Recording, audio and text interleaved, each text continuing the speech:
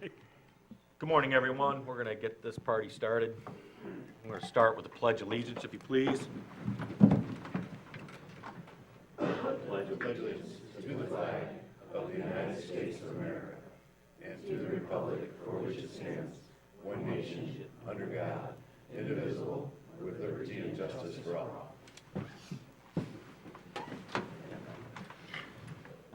Thank you. Commissioner Henschel, I believe the invocation is yours, sir. Thank you, Mr. Chairman. Let us bow. As we open this meeting today, we first lift up our community. Northern Michigan continues to feel the effects of recent ice storms, with many still without power and heat. We pray for quick restoration and for the safety and endurance of all those affected. May first responders, utility crews, and volunteers be protected and strengthened in their efforts to help others.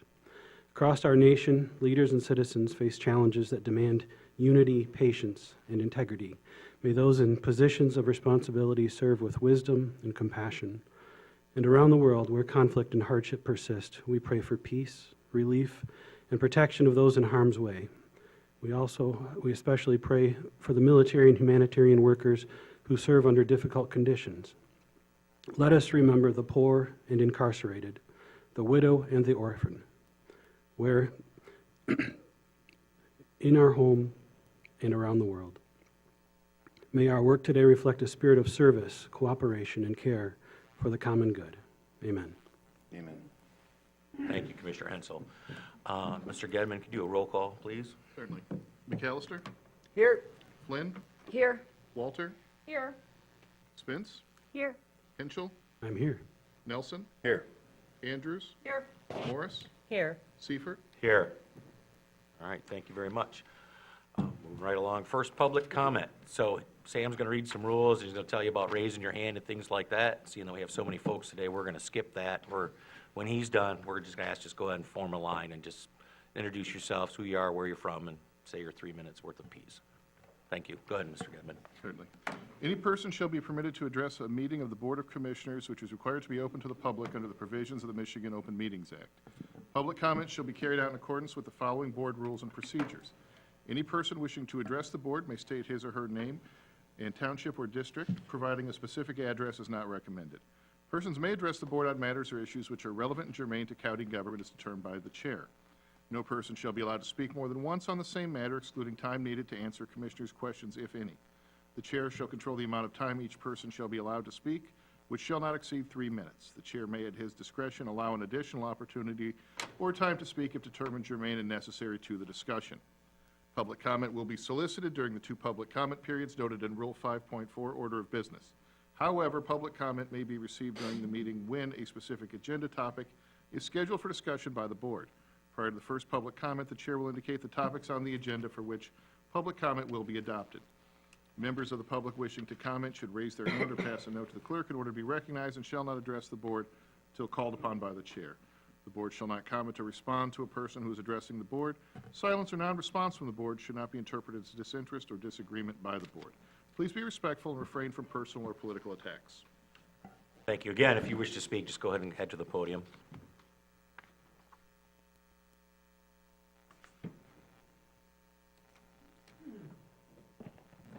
Hi, I'm Jan Messerschmidt. I'm a doctor of osteopathy, internal medicine.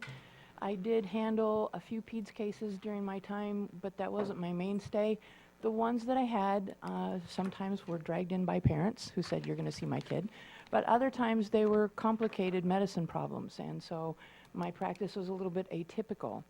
I was asked to put together some ideas for the opioid program, so I did do that, and I put a sheet on each of your desks. You're welcome to look that over. They may be good, they may not be good. They're just my ideas. Please just, if you want, I'll be around at halftime. Not a football game, Jan. But anyway, I'll be here at halftime. You're welcome to ask whatever questions you want from me. I also put over there with Sam, I printed off a lot of stuff, and sorry, that's a lot, but there's abstracts in there. I'm happy to reprint the abstracts for each and every one of you if you want them. The thick ones, I can show you how to go on PubMed with the PMID number and access them yourself. But if you want to look through there and write on a list what you want, I'm happy to help. Some of them are kind of complicated, and I can help people understand what's going on in there to a degree. The mu receptor, the opioid receptor, is not something I'm used to working a whole lot with. The vitamin D receptor was more of my mainstay in working with my patients and what I use, so there's an emphasis on that. As far as physicians go, I feel like we need to change the focus in our practice because we're a huge part of the problem. And we need to not be prescribing so many stimulants to the children. I think we need to not be prescribing so many opioids to so many patients. And so I expressed both of those in there. I think there's other ways of dealing with it, but they need to be worked out, and we need to put our heads together and start refocusing ourselves on how to do things a little bit differently. I also put in there, and I will tell you of one mistake that was on the program. I was working in the library, and the lights went out, and electricity went out, and so it's missing the drug dog section on one page, so I sort of wrote that in at the side. Please forgive my faux pas. Anyway, thank you. Thank you very much. Good morning. For the short person. Kathy Sanders, Long Lake Township, and I'm here on behalf of before, during, and after incarceration, and we are in full support of the resolution to begin the process to construct a new jail. The need for a jail in Grand Traverse County has reached a critical point. Our population has grown significantly over the years, placing increasing pressure on outdated and undersized facilities. The current jail, designed decades ago for a smaller and less complex community, is ill-equipped to meet the demands of modern law enforcement, public safety, and the growing focus on rehabilitation. As Grand Traverse County population continues to expand, so too does the demand on our criminal justice system. The current jail has exceeded its capacity, leading to overcrowding that compromises safety for both our inmates and staff. Overcrowding also hinders the ability to implement meaningful rehabilitation programs, which are essential to reducing recidivism and building a safer community.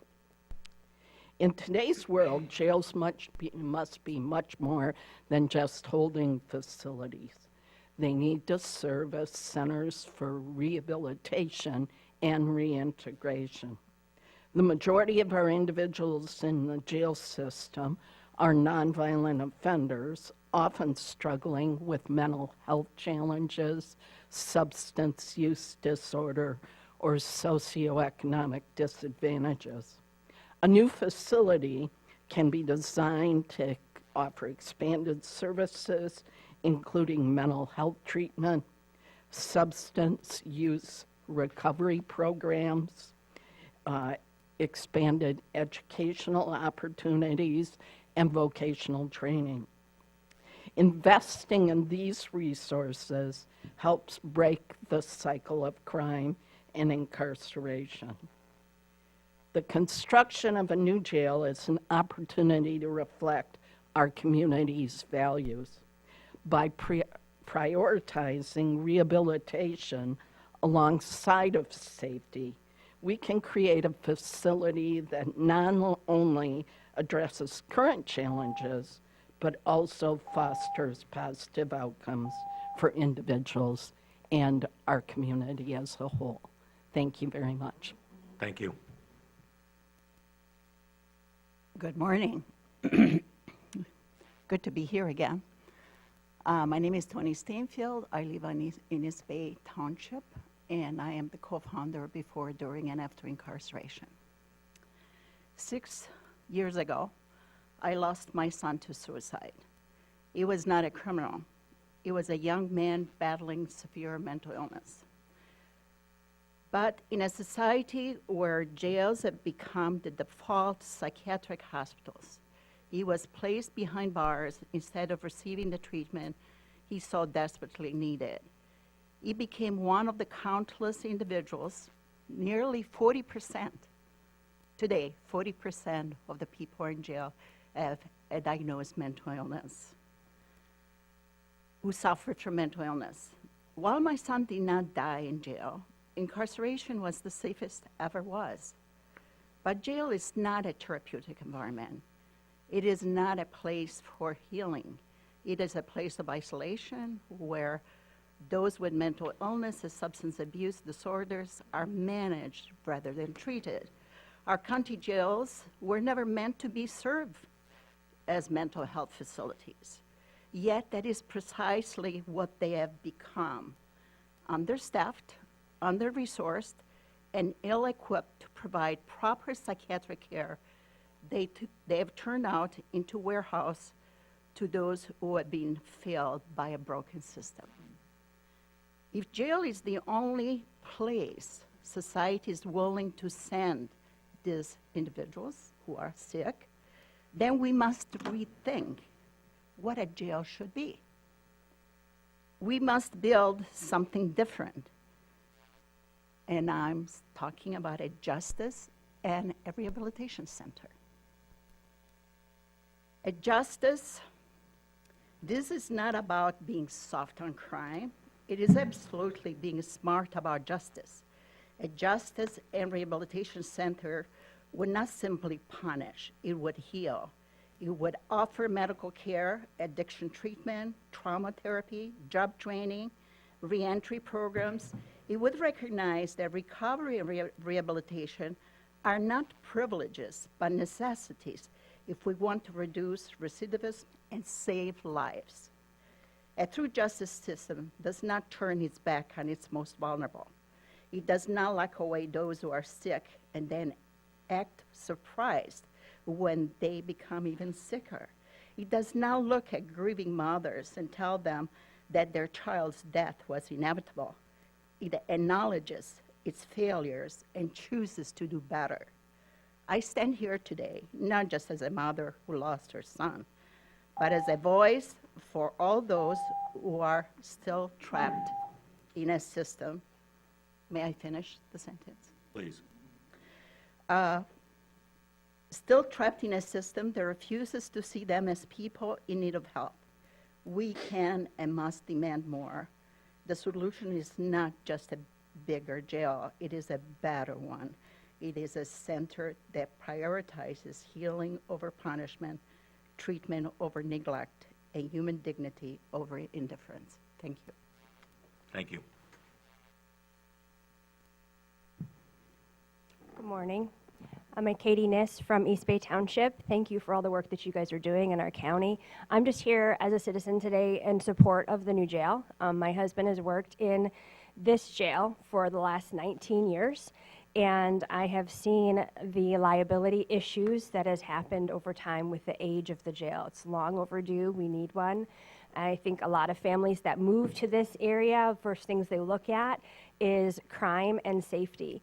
And when we have a jail that is outdated and overfilling, and then we have a mental health issue that we are starting to deal with at the same time, where jails are becoming the depository of those dealing with mental health, rather than getting the help that they need outside of the jail, it becomes a liability for the community and a safety issue for the neighbors around. So it is definitely something that is long overdue. I strongly support the jail, and if we can do it in a bond, that would be even better. But thank you for that, and I just wanted to support for the jail. Thank you. Thank you. Good morning, Commissioners. Rod Kibble. I am Chair of the Parks and Rec Commission. And on your agenda today, we are asking and bringing forward a plan for our park, our new park called Camp Gray Lake. One of the things I just wanted to inform you of is all the work that's gone into that plan as it's coming forward to you. It was approved unanimously at the Parks Commission. We've been working on this for over a year now. We have put this in our Strategic Planning Commission, worked monthly on how we're going to open this park and how we're going to space that out over the years so we can do it right. There's a lot of work that's gone into it. We also want to make sure that we're not affecting other parks. We are still going forward, as you can, if you stop by the Civic Center, the bridge has no dirt at both ends as of yesterday. We're still working on that. We're putting up new signage on Power Island. But we've got to open Camp Greilich, and that's the plan we're putting forward. I ask for your support today. I'm part of the Parks and Rec Commission and also myself personally. Thank you. Thank you.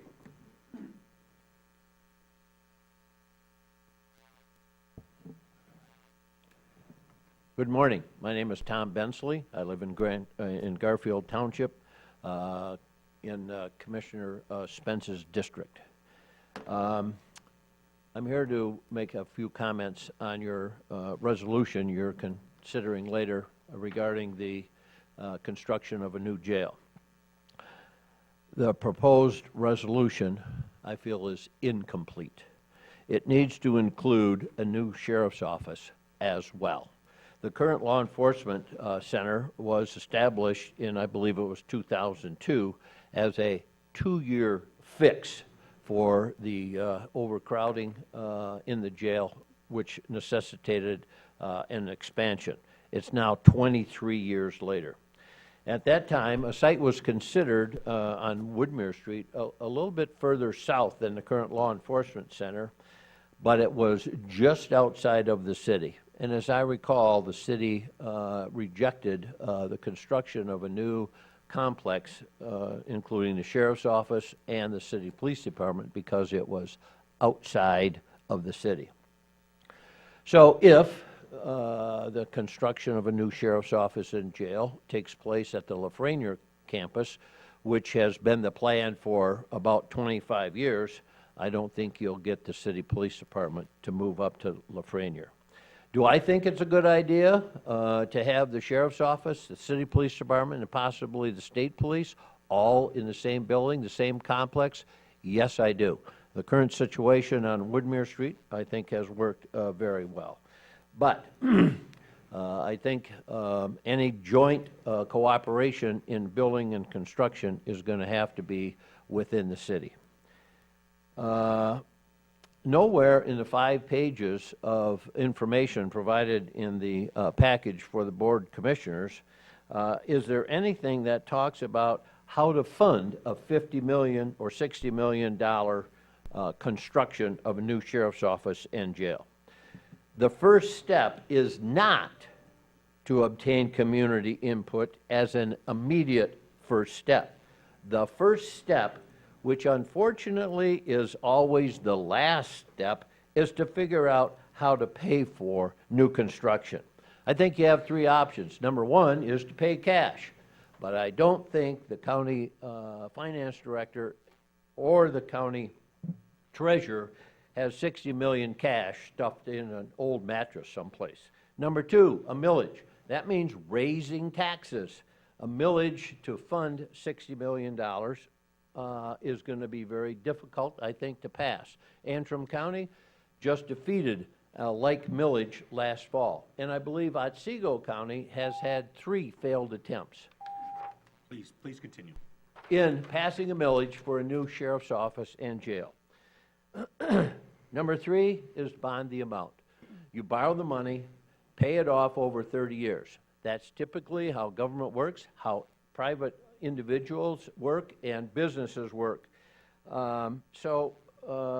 Please don't end up like the fish swimming up the river and running into a concrete wall and saying, damn. Figure out how you're going to pay for this before you get started in a month, maybe even years-long process. Thank you. Thank you. Last call for first public comment. All right, so approval of the agenda. I apologize to the folks in the room as well as my fellow commissioners because I wasn't on my A game.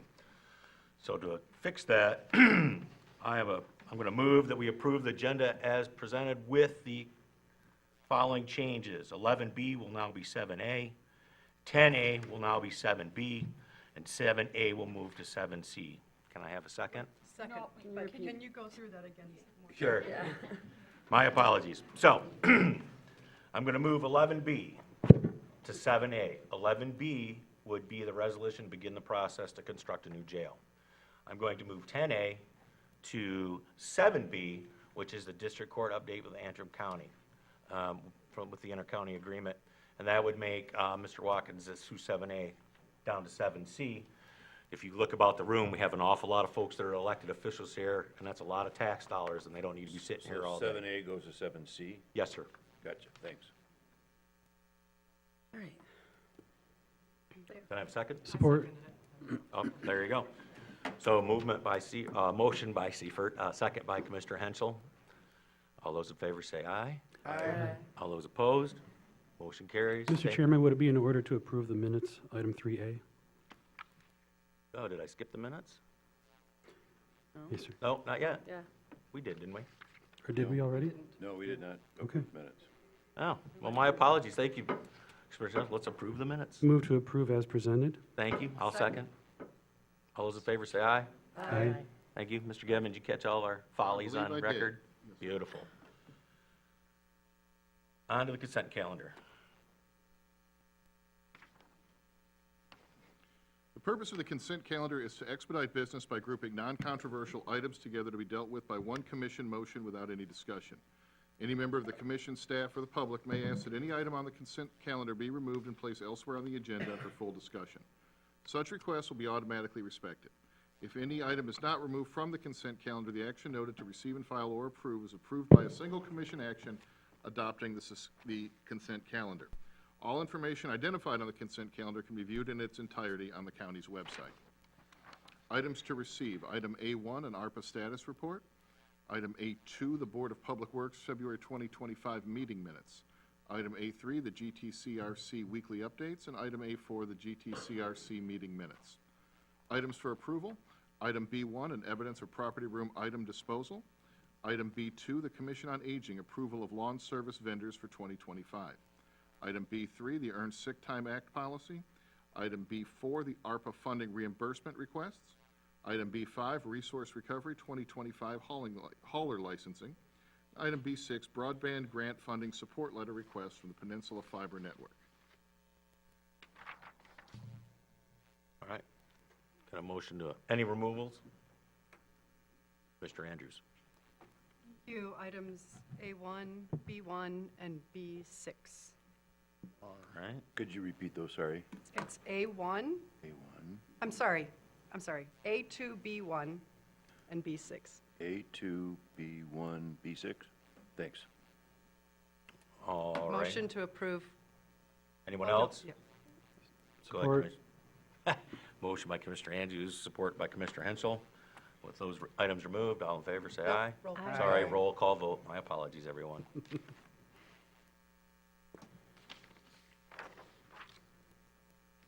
Flynn, Yes. Walter, Yes. Spence, Yes. Henschel, Yes. Nelson, Yes. Andrews, Yes. Morris, Yes. McAllister, Yes. Seifert. Yes. Thank you, everyone. On to 7A. Is now going to be the jail. So, good morning, Commissioners. I did put together an agenda item report explaining the basis for the resolution. I've tried to make it as detailed, but as yet straightforward as possible. So with that, you know, I open the floor to all of you for your discussion or questions. Andrew? Any questions or comments? Go ahead. Yeah, so a few weeks ago, we met with the judges, the prosecutor, the sheriff, and the chair and vice chair, and had a very good discussion about and we invited Jeremy Scott, my apologies, the Antrim County Administrator, who has just gone through a significant process with his county and his community in preparing for the new jail process, new law enforcement process that they are engaged in up in Antrim County. The purpose of that meeting was to listen to Mr. Scott, listen to his experiences, listen to his pitfalls, what worked and what didn't work, And it actually was a very good meeting. We had the opportunity to speak with the circuit court judges. Judge Hamlin was in attendance today, the district court judges. They're both outside, I believe, and Prosecutor Mogenberg, to hear their experiences and their needs with a new jail. Very good discussion, and what that discussion led to was this resolution. We collectively believe that it is time to move forward with an official process to begin the construction of a new jail. And from the room's discussion that day, getting this resolution passed and confirming that this board is intent on committing to this construction is the first step. Then certainly the commissioners that were in attendance, the judges that were in attendance, the prosecutor certainly could add to that conversation, but that all in all is a synopsis. Is that fair, Chair? Absolutely. Here to add anything? Before we have any questions, I see some folks in the room. Would you care to add anything, Your Honor? Oh, let's, no? So, any questions anybody has? Comments? To Mr. Henschel? So this has been a long debated topic before I was first a commissioner in 2011 and heavily discussed. I've toured many jails in the consideration of this question of do we need to build a new jail? And I probably at one point or another have said this to everyone on the board, but when I think about a new jail, I think starting at a building is the wrong place to start. I'm not saying we don't need a building, but the place to start is a program. What is the program? What are our actual needs? And I understand there's a process when in committing to build and figuring out what we're going to build, but I feel like we're jumping the first question by not defining the program and not looking at national best practices across the country, saying for a population of this size, growing at this rate, we need X number of cells, not just total cells, but each category of inmate, mental health services available, facilities for medical care on-site. I'm concerned that if we just jump into this too quickly, we're going to skip the needs assessment. That needs assessment may, I doubt, but may show that our current building could be sufficient to meet those needs, given some changes. Now, I saw Tower Pinkster, which I have very, very little respect for what they gave us. It was a very high level, not very in-depth, not very in touch assessment of the county facilities. But they're saying $13 million to renovate the jail, and in doing so, we could not change the layout. Well, we've changed the layout of that jail many times. You know, the additions, we've moved walls. I don't remember the sheriff ever coming to this board asking for a remodel, a change, where we didn't say, yeah, that makes sense, let's do it. So, I understand we got to start somewhere. We got to get moving on this. And the Board of Commissioners over the last couple decades has made many starts. And we'd like to see something happen and not just have a start that goes nowhere. We formed the CJCC committee involving people from the prosecutor's office and the courts and law enforcement, and had committee meetings, and by we, I mean the former boards. And it's frustrating when nothing actually happens. But I don't want to just do something and then look back and go, we didn't solve any of the problems we wanted to solve. Every jail, every county who's created a jail, built a jail that I've talked to has those issues. So whatever process we move forward with, I would really like to not start with, let's stick a shovel in the ground, but let's start with assessing the needs of a community our size. Thank you. I'm just going to come right down the line because I'm sure everybody's got something to say. Commissioner McAllister. Well, I agree with Rob, but I also think the process of starting addresses all those needs, wants, and what those are. So the process, if it doesn't start, you don't get to the needs or the assessment. So I would think the part of saying that we're going to go forward is that we'd address those needs and make the assessments to whatever our county needs at the pace we're running, and all the information he just said that I don't remember all of it. So I think that part would be within the process of getting started, as long as we're committed to it as a board. I think we probably should be. Our community deserves it. Thank you. Commissioner Nelson. Yeah, thank you. Interestingly enough, I had some of the similar feelings as Commissioner Henschel. I remember back, Sheriff, I asked you, like, what does the jail look like? And that's where I'm going. The people that have made comments, I mean, obviously, the facility we have right now, the physical facility is dated, and I'm quite certain needs to be demolished, repaired, something. But I want to do the same thing as we start this, and I'm in favor of this motion, but I want to start with listening to the people that have spoken here today. None of them are mentioning necessarily the facility, the walls. They're talking about the program and the support, and we built this jail over 50 years ago. It's hard to know what 50 years from now is going to look like, but with the new rules with youth and with the substance abuse disorders and stuff, it's not housing people, it is a program. It's a system to come in, and I want to support that. I want to make really good decisions, because we're going to spend a lot of money doing this, an awful lot of money. So I want to have a facility that is adaptable to those needs as they keep coming, and so I want to start with a program and then look at the facility, and there are counties in the state and there are counties in this country that are doing it what looks like the right way to do it, and they're very forward-looking. So let's look at who's done it right and who's done it wrong, not just build a big, huge facility and then figure out how we're going to do it. So I agree with Commissioner Henschel. I think he's spot on, and he brings a good historical perspective to this, that we want to serve the questions of the audience that have come up today, and how if someone we love is going into that system, what is that system going to do for them, not what the building is going to do for them. So I hope that's where we're going to go, and that's the hard way to do it, but I think it's the right way to do it, and it's going to make our law enforcement, our counselors, our health department, our medical facility, it's going to help this whole entire community if we do this in the right way. So, Thank you. Commissioner Spence.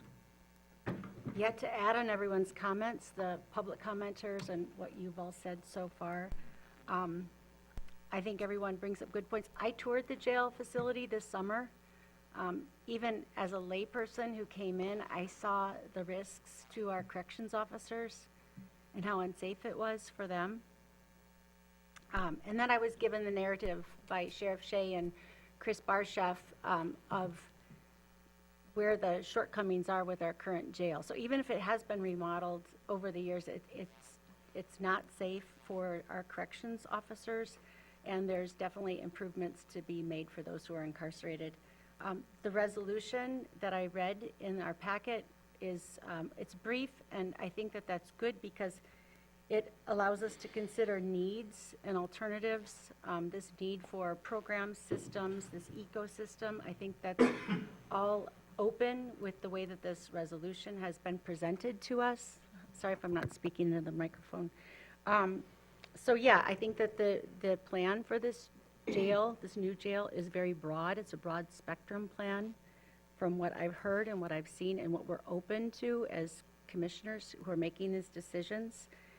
Our goal is to get people treated and prevent reincarceration. As this resolution stands, I think it's open to considering all of those needs. And thank you for everyone who really illustrated that during public comment this morning. Thank you. Commissioner Flynn. I don't think anyone on this board or in this community just wants to knock down the jail and build a brand-new shiny building just because. I think hearing from public comment, we know there's issues and there's processes that need to go in order to make the jail a successful building and a successful place for incarceration, rehabilitation, but that doesn't just make a brand-new jail building it going to fix anything. It's a community issue, it's an ecosystem. So I fully support this resolution to start going through the process, but I do feel obviously needs assessment. Every solution, every problem with the solution starts with what do we need to fix. And a new building is not going to be just the answer. It's going to be figuring out what needs to be in the building and how that building needs to flow and work and assist in everyone involved. So I'm in support of the resolution. Thank you. Commissioner Morris. If you've paid attention to me at any point over the last few years, you know that I'm fully in support of this. I appreciate Commissioner Henschel's concerns that just starting, we could drop the ball like prior commissions have done before, but quite honestly, this Board of Commissioners has proven that we're willing to go the distance. Time and time again, we will commit to doing it. I believe in us all and our dedication. Yeah, dedication. That's a good word. Thank you. So, again, I'm going to be in support of this. I fully believe that our corrections officers need to be supported. They need to be safe. And I'm going to be saying yes. Commissioner Walter. Great. I don't want to repeat things that were already said, but I do want to recap and agree mostly with what has been said, as well as a lot of the public commenters. I do have pause when the first line is construction of a new jail, as I echo other comments that it needs to be a systems change approach, and a building is a piece of that. I don't know if Sheriff Bensley's, or former Sheriff Bensley's still here, but just want to share that figuring out where it's going to be, if we move the county seat, where the sheriff's office is, where the police may co-locate, all of that is part of what I envision the steering committee's process to include. I want to make sure that we include a lot of different voices and perspectives in the process, especially from the substance use disorder and mental health communities in the process, as well as, of course, the people who have already gotten together to talk about this new approach to a potential new jail.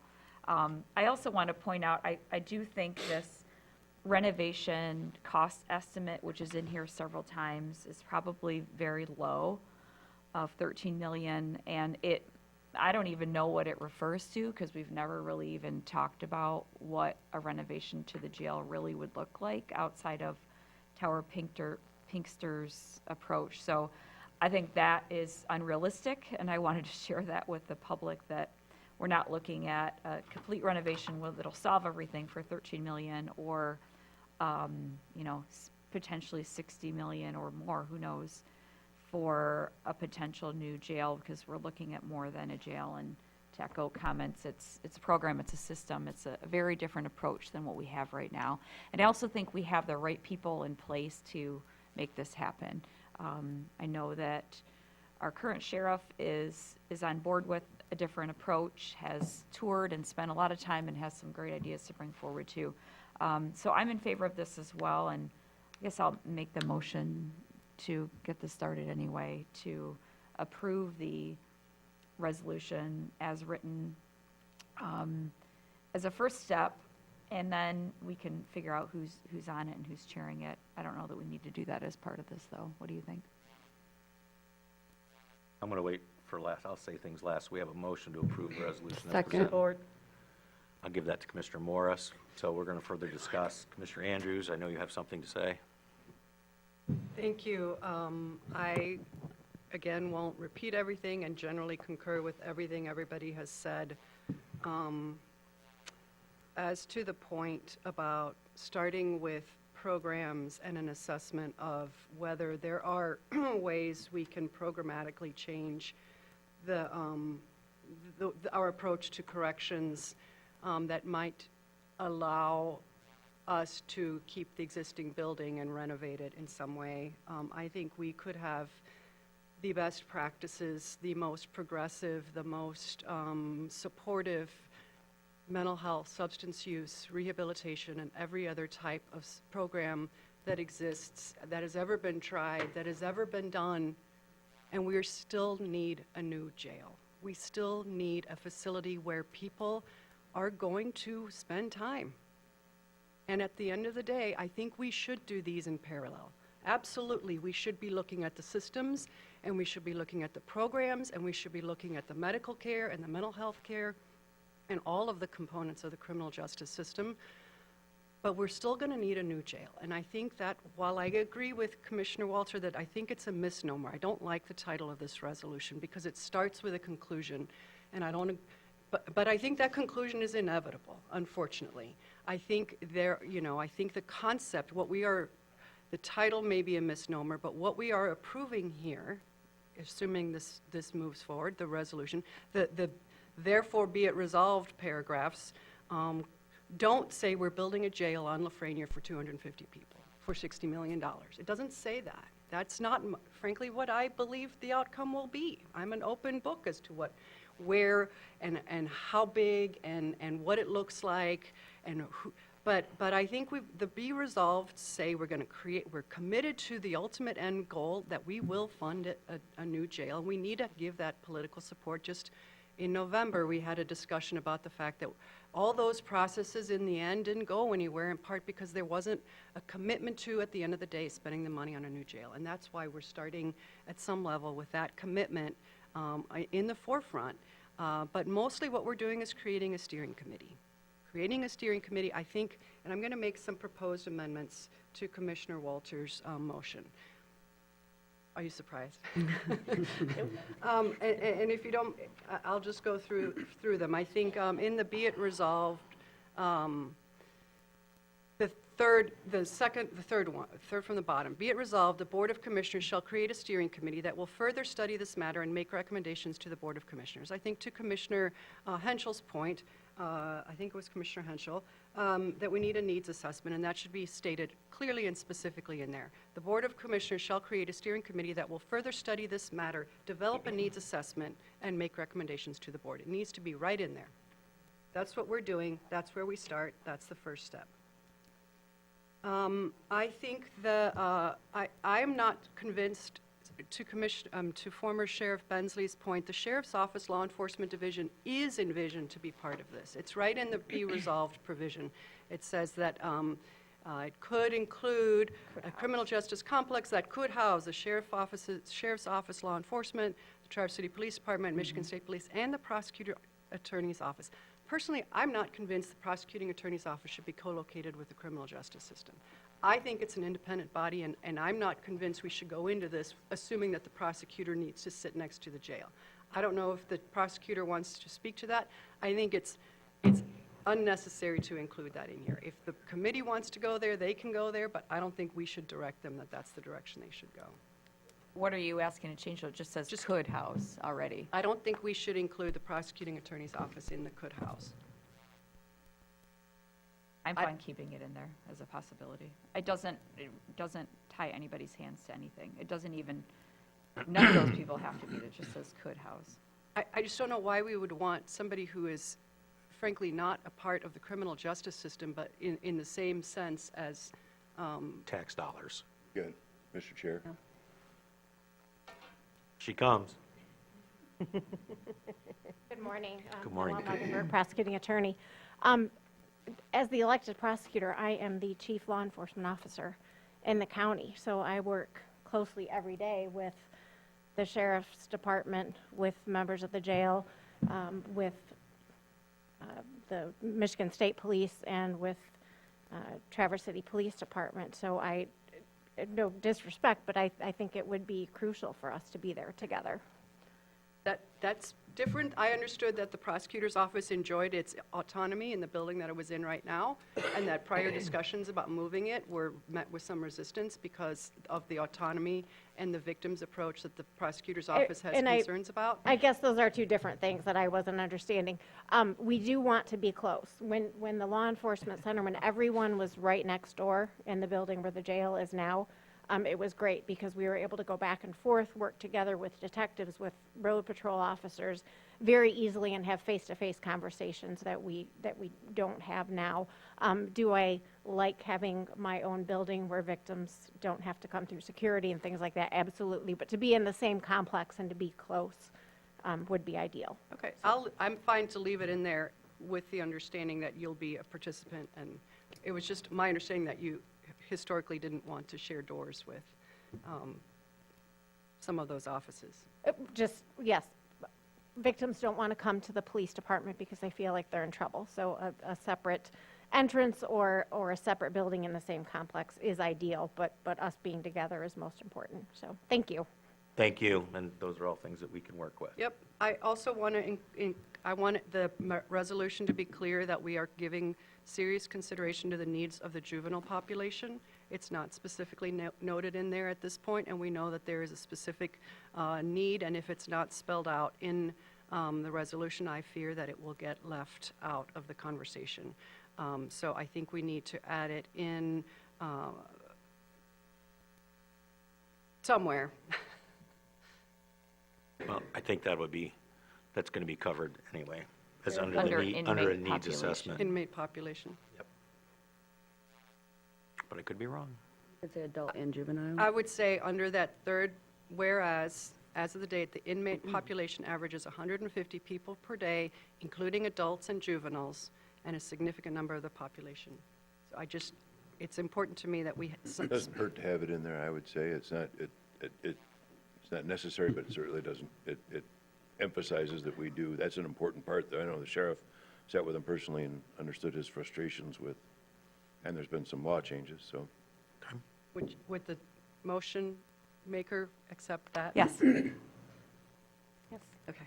And then the last proposal that I'm going to make is that in the second to last, be it further resolved, I believe that the steering committee should be tasked to obtain public input. This is the Board of Commissioners directs the county administrator to obtain community input as necessary. I think that should be the steering committee's work. The steering committee may need to work with the administrator to figure out the logistics, but I think we should empower the steering committee to oversee the process. Yeah, maybe just consolidate those two.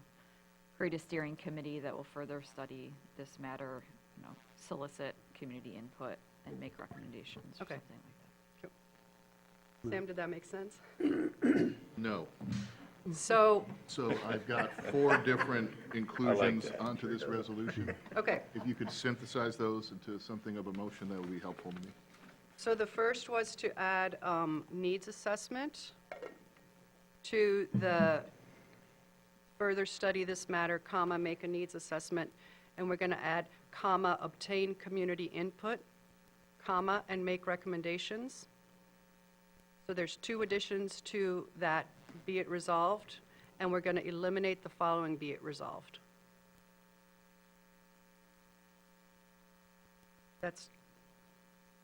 And then we're going to add the word adults and juveniles, or the words adults and juveniles, to the third whereas clause after people per day.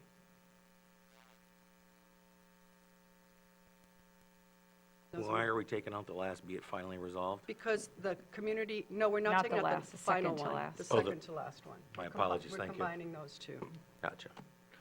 Clear as mud, Sam? Yep, I will probably have to review the videotape, but I think I got it. All right, I'd so, Always a good I'd like to idea. have that reviewed too, or just make sure he has it, but also for us. correct. So, are you through? That's it. I agree with everybody. Everybody's pretty much in agreement. I also agree with Commissioner Henschel that the idea that we're just going to build a building that pigeonholes you into the solution.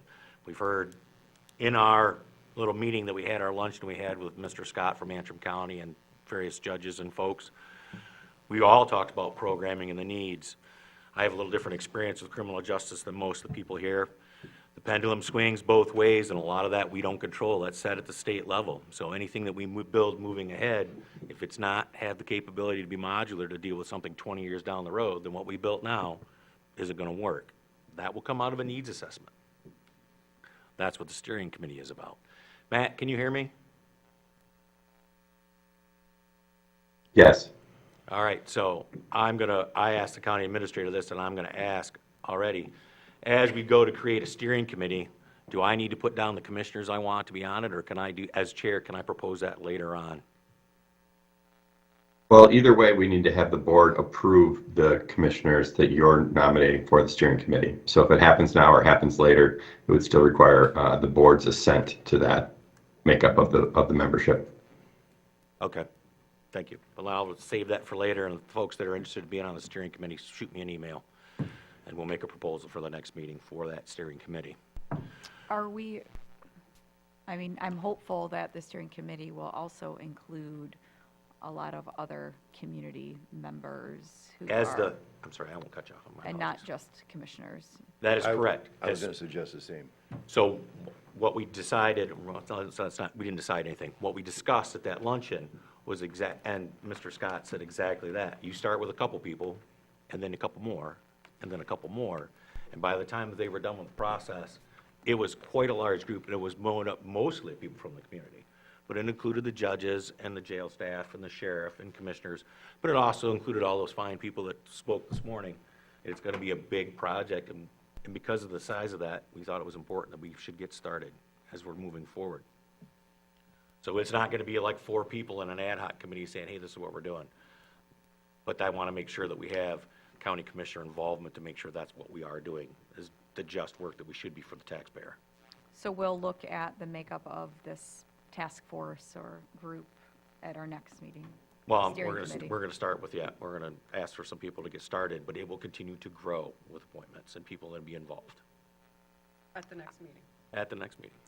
Okay, I'd rather figure it out from the beginning and not be like, we probably also should have some mental health people, Well, and bring them on, and, But you always miss somebody, so you always, so in our luncheon that we had, there was a couple people that should have been at the luncheon that weren't, and we're like, oops. And so it was a clear indication that we should make sure that it's a flexible steering committee and people can be added to it as the process goes along.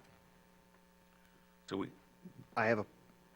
we understand what this resolution, what it is and what it entails. I do want to add some context that the National Institute of Corrections has a planning of new institutions program. When we did the last major renovation of the existing jail that added the block on the north side of the jail, we went to Pony. We engaged them, and they did a lot of the things that we're talking about now. It's truly a 3-step program. Pony comes to us, has a community interaction with local law enforcement, judicial providers, service providers to start that needs assessment. Then they have off-site tech training. I'm going to guess that the steering committee is part of that best practice, and then they have technical support throughout. So not with this resolution necessarily, but I would like to engage the NIC Pony program as soon as possible if this resolution passes. Make a note, Pony program. I would leave it up to the steering committee in coordination with those ideas to bring to the full board recommendations for consultants or other organizations we might need to enlist the professional help to do. I don't imagine the steering committee is going to do all this on their own. Definitely not. So we have a motion on the floor by Commissioner Walters, second by Commissioner Morris, with a friendly amendment that was accepted by, Commissioner Andrews that was accepted. Mr. Gedman, can you a roll call vote? I'm sorry, Commissioner Andrews. Would it be possible to get a written version of the newly edited? I liked what I was hearing from Commissioner Andrews, but I'd like to see the resolution before voting on it. If we take a break, I can do that right now. All right, let's take a 10-minute break. Thank you. Thank you, Commissioner Andrews. Thank you, Commissioner Andrews. Chris, can you send me a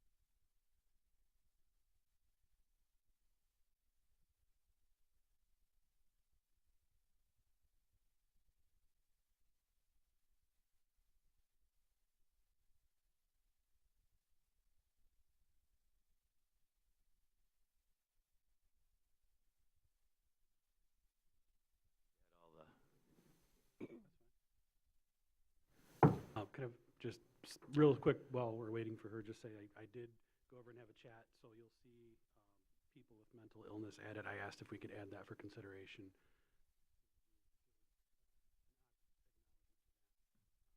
People affected by mental health conditions, more specifically. Well, that's right there. That's a great thing, and I'm glad you did that, Commissioner Henschel. I'm looking at this process where we gave $5 million for a mental health facility of ARPA funds, and if we'd already been on this process, that's $5 million closer we would have been to a new jail. Yeah. If you would be so kind as to read this, seeing that you did all the amendment. joking? Nope. The whole thing or just the changes?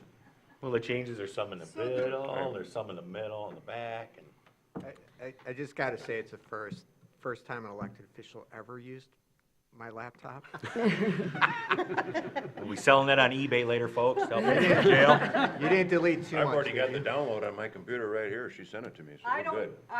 for some reason, my computer is not receiving emails. I'd be Now, happy to the read it. Okay, I was just going to make sure the version you have shows in red line the amendments we already discussed, and in highlighting. If No you red open it lines in on Word, mine. I can see. There's on no red line. There's no red line. Commissioner Walters There's has red it in line. redlining. I don't have It red is. lines. Open in Word. Oh, Oh. The top of it says resolution number and then insert, though. Do we need a resolution number? They'll sign that. I think can they we will keep that out? format it, because the Word version was Oh, not, Open it, Word works. yep. then Okay. you should be able to see the red line and the Do you want me highlighting. to just read it? Just read it, please. You want me to read it? I do. Grand Traverse County Board of Commissioners, resolution number, insert. Resolution to proceed with the construction of a new jail, whereas Grand Traverse County owns a jail located at 320 Washington Street, Traverse City, Michigan 49684, which is operated by the Grand Traverse County Sheriff's Office Corrections Division. And whereas when the jail was built in 1964, it was designed to hold 85 inmates in a linear layout without consideration for future large growth in the inmate population. And whereas as the date of this resolution, the inmate population averages 151 people per day. Adults and juveniles, people with mental illness, and a significant number of the population have mental health or physical needs. And whereas the antiquated layout and design results in operational inefficiencies, difficulty in managing the population of the jail, stresses to the correctional division staff, and increased costs for third-party services to address inmates' physical and mental health needs. And whereas the Board of Commissioners in the past has studied the jail and its operations and has implemented additions and modifications to the jail, yet the jail remains in poor condition due to its age and the initial design and layout of the jail. And whereas in 2023, the Board of Commissioners engaged the architectural and engineering firm Tower Pinkster to prepare a facilities master plan, which included conditions assessments of the county's facilities. And whereas Tower Pinkster's conditions assessment of the jail includes identifying several building components as being in poor condition or that need to be replaced in the immediate future.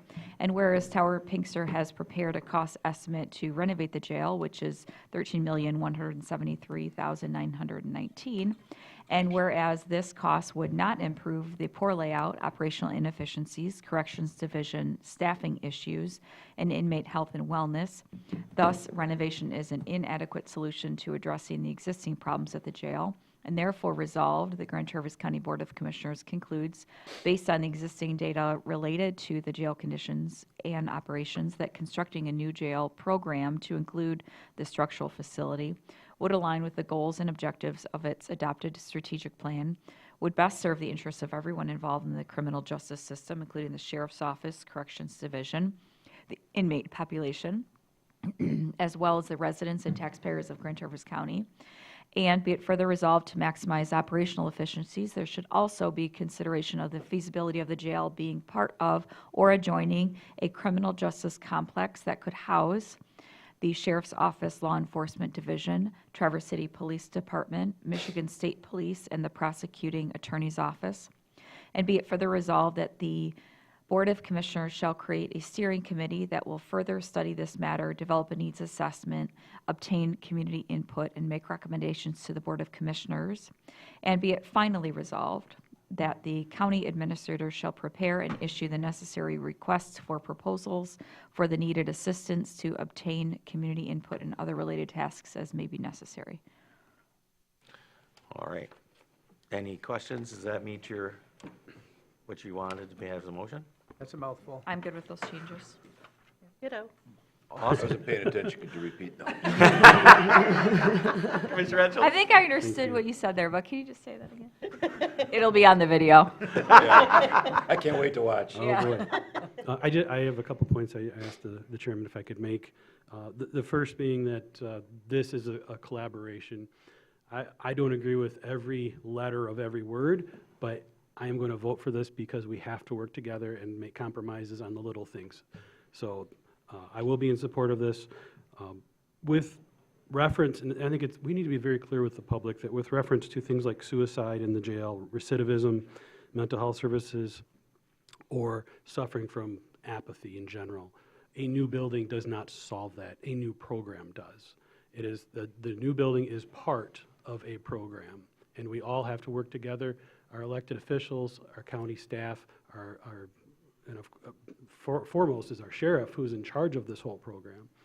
We have to continue to work to make our community better, the way we deal with people who are incarcerated or facing charges, the way we deal with those people. We've got to continue to look for ways to heal people that are, instead of punish them when they're suffering from mental health. So I just want to make that center stage, that a building doesn't fix everything, but it is part of the solution.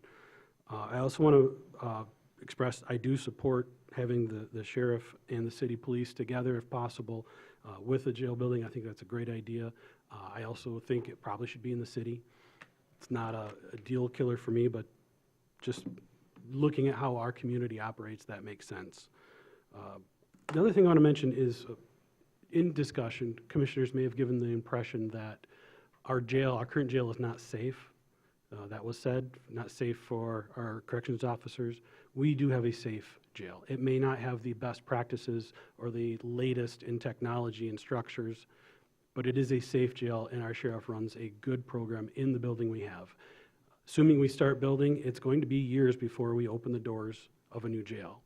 I don't want the community to think that in the meantime we're in an unsafe situation. We are safe. And with that, I want to thank everyone for the collaboration and offer me the opportunity to insert a couple things right at the end there. Thank you. Thank you, Commissioner Henschel. Last call for comments. Mr. Gedman, roll call vote, if you please. Walter? Yes. Spence? Yes. Henschel? Yes. Nelson? Yes. Andrews? Yes. Morris? Yes. McAllister? Yes. Flynn? Yes. Seifert? Yes. Fantastic, everyone. Thank you for your time for the people here today. Yes, Sheriff. If I may, Mr. Chairman, I would just like to personally say to all of our community partners that are here, that are not here, that have reached out and supported this, to you as a board, thank you. Let's hope that this will be the start of the end of a decades-long problem that we have been facing, and collectively, we can do better, we have to do better, and we will. So, thank you to all of you. Thank you. Thank you, Sheriff. Thank you, everyone. Time is money, so we're going to move right along to 7B, District Court update. Mr. Alger.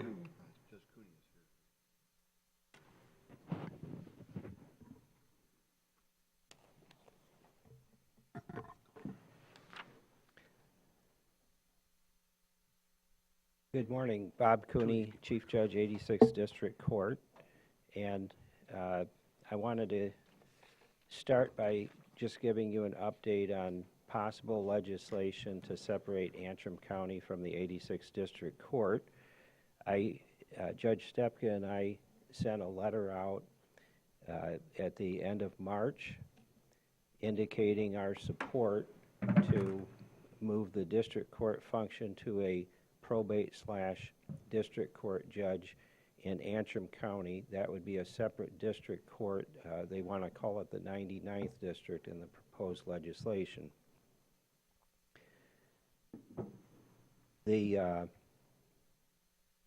Letter went to Senator DeMoose, Representative Roth, and Representative Kofi, as well as our board chair and administration in all 3 counties. And it's my understanding that's what Senator DeMoose was waiting for before introducing a bill that would make that change. The reason we support the legislation in a nutshell is because, as I've indicated at other meetings back in 2000, when Antrim asked to be added to our district, the State Court Administrator's Office also added a 3rd judge. In 2015, they took that 3rd judge away. It's put a strain on our dockets and being able to handle all of the matters that come before the court in an efficient manner in all 3 counties. And we certainly are not able to be in Antrim County as much as we used to back when we had 3 judges. One thing that we did not recommend was separation of administrative functions. That is an entirely different issue. There are all kinds of configurations with courts around the state about how they deal with the administrative functions and whether they choose to join together to try to save costs. In fact, my letter does indicate that I think that all 3 counties are going to end up paying more for this plan. In fact, our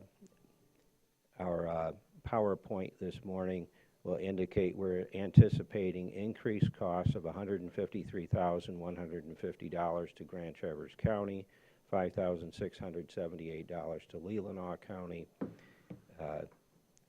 But again, that is separate from the legislation. We do, as a court, believe that it is in the best interest of the citizens of all 3 counties to make this change in judicial resources.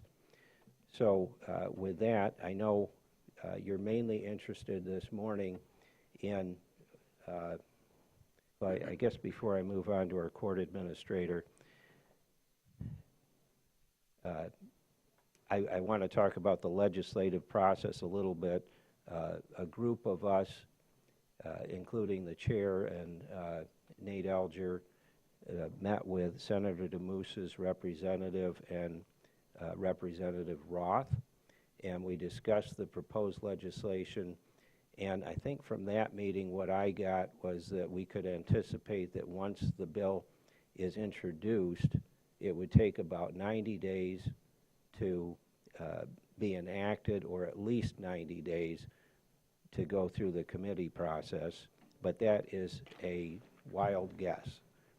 And then in my letter to Senator DeMoose, I indicated that the county would be better served, all of the counties and the court, if we had at least a 6-month delay before the effective date, because we will be absorbing as a court or terminating 3.6 employees, well, 4.6 employees. Those employees have full union rights. They're Grand Traverse County employees in Antrim County, and they can bump employees. It's going to create a lot of disruption for the court, and that's why we're asking for the 6 months. So my guess is if all goes well, this legislation would go through and become effective about January 1st, 26. So with that, I'm going to turn it over to our court administrator to discuss staffing and budget numbers.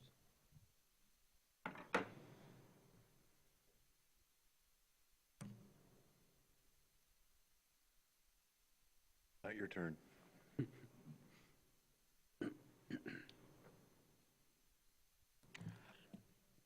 Got it?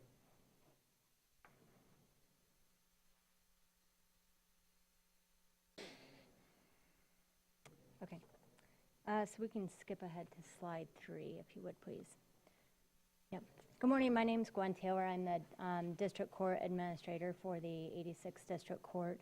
As the judge mentioned, the status of the legislative efforts and the separation from Antrim County from the 86th District Court will have an impact on staffing, and we were asked by you all how this, what will be the cost to that. So the cost will be, I have presented the organizational chart. Slide 3, please.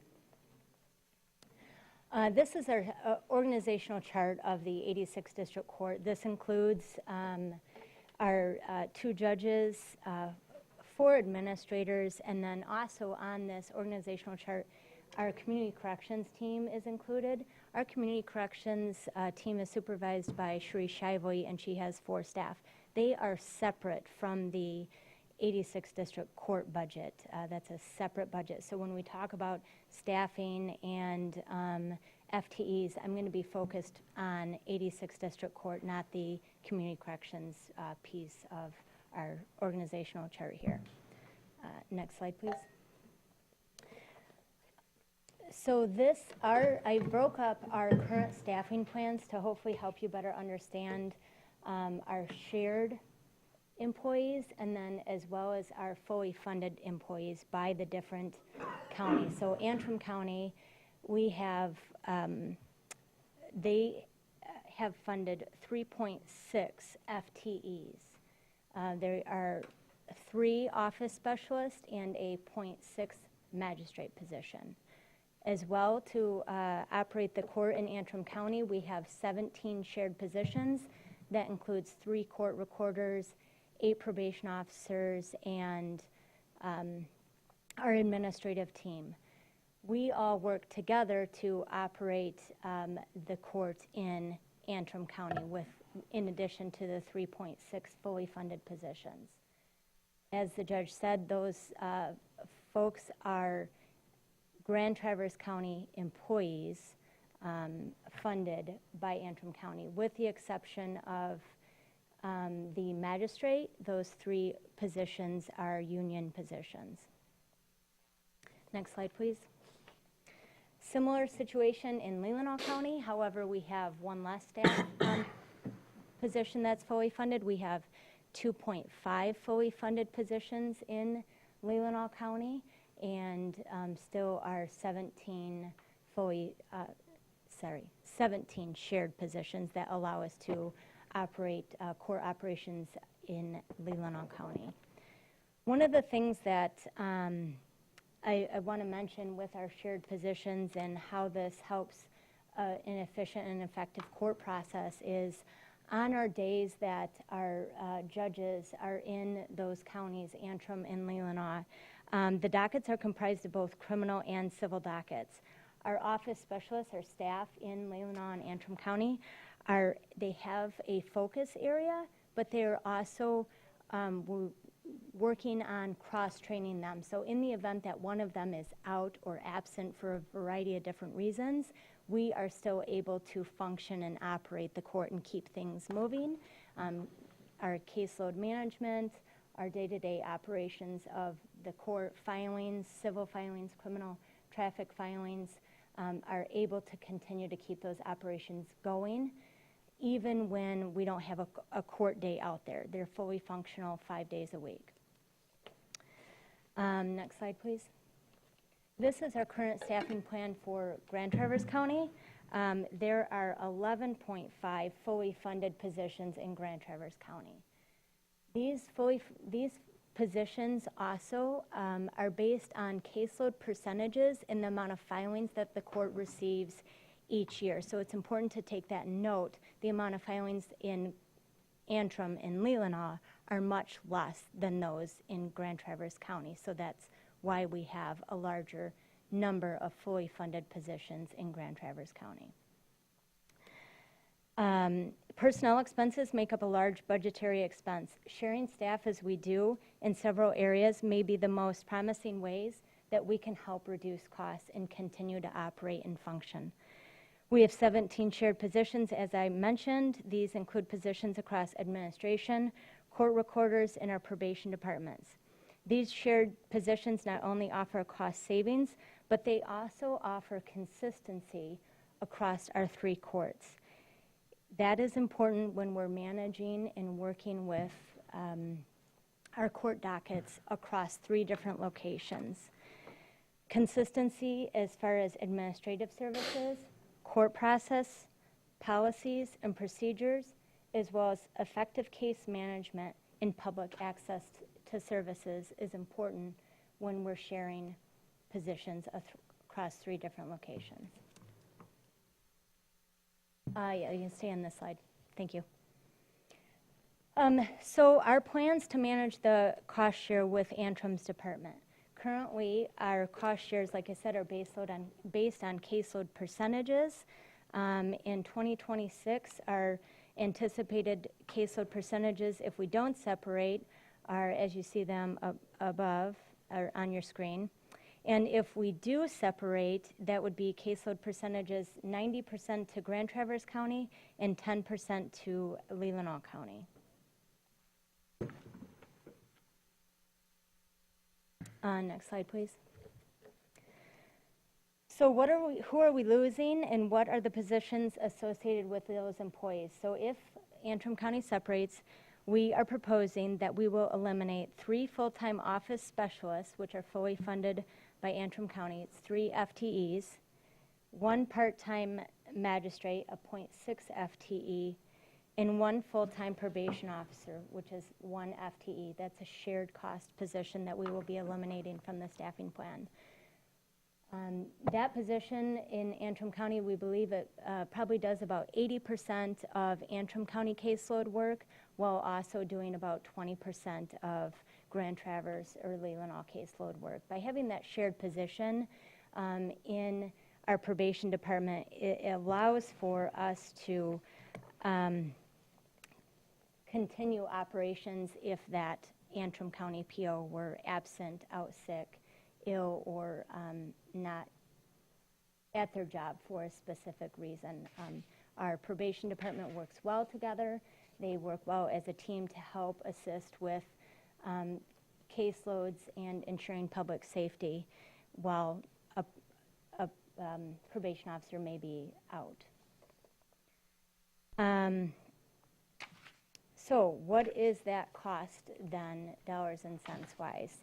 As you see in the highlighted area, I kind of broke down 2 different scenarios. If Antrim County stays with us, those numbers are on the left, and then with the separation, the increased costs to Grand Traverse and Leelanau. Specifically, the increased cost to Grand Traverse County is $153,150, and then to Leelanau County it would be $5,678.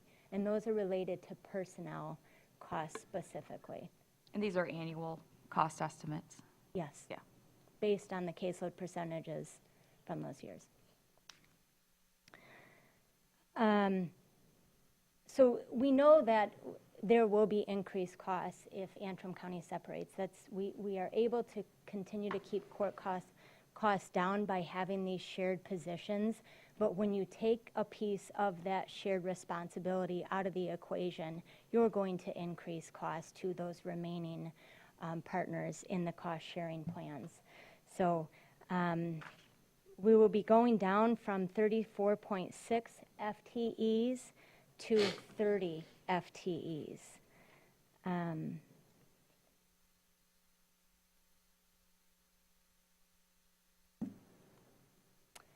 And then if you want to go to the next slide, I broke down what this would be now for Leelanau County, and then the next slide is Grand Traverse County. I do want to point out that this is a list of the employees currently in those positions, but through the layoff process, this wouldn't be indicative of those employees that are stay in those positions. So it would be a large impact to our staff to go through the layoff process, and to just say that this is a financial impact to Grand Traverse County with the separation. It's also impact to our staff and our team. So it stretches to the employees who may be losing their jobs, and those that remain within our staffing plan. So they'll be impacted emotionally, mentally, financially. And our staff are dedicated, hardworking employees. And just to say that this is just a financial impact is not the case. It will stretch across our employees and have a big ripple effect throughout the court. Yeah. Do you want to take questions now, or do you have more that you want to No, share? that's it. Go ahead. Okay. Thank you. Mr. Walter, you have a question? I do. Shocker. By all means, please do. Thank you. This was really helpful to see the numbers and understand the impact a little bit more. What's the conversation been like with Antrim County on kind of rehiring those people? We keep saying those people are losing their jobs. Those people are losing their jobs. I'm assuming Antrim County will hire them on, or what's that conversation been like?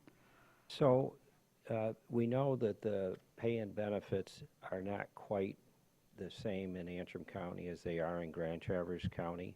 That may affect whether the employees want to remain Grand Traverse County employees or whether they want to move to Antrim County. There are also considerations of where each employee lives, whether they're closer to Grand Traverse or to Antrim County. A couple of them live right in Bel Air. So I've had discussions with the probate court judge, and that you never know what how that's going to turn out, and whether they're going to simply make offers to all those employees or not. And so I would hesitate to try to guess, but no one has said, well, they're all gone. Well, maybe about a year ago, that's what our understanding was, because there was a lot of planning in Antrim County that was not shared with the court for over a year, and that kind of soured our relationships. I think we're doing much better, especially that meeting we had back, I think it was in end of February. Antrim was not balking at a substantial delay between enactment and effective date. They do understand that it's going to take all three counties time to readjust their books and figure this out. So I know that's not a very concrete answer, but it's the best I can do. Yeah, that's okay. And then you mentioned that you have a proposal to share some administrative costs, or continue to share some administrative costs across the... What I said is that could be a possibility. There are lots of courts that do that, even when they have different judges. But I can tell you, I don't think there's any interest on the part of Antrim County to do that. Okay, that was my question. Yeah. It sounded like you had a proposal. I wasn't sure how well received it was. Well, yeah, I wouldn't even say that we had a proposal for that, because like I say, about a year ago, things were pretty sour between the court and Antrim County. And so we don't have a specific proposal put together. But I don't think that you're going to find Antrim County is going to move in that direction. So we see this, there's increased cost to Grand Traverse County of, $159,000 a year, it sounds like. It looks like, but... 53. Well, plus, that's Leelanau, okay, 153, and then there's the increased cost of Leelanau County as well. With those, the loss of those 3.6 or several positions,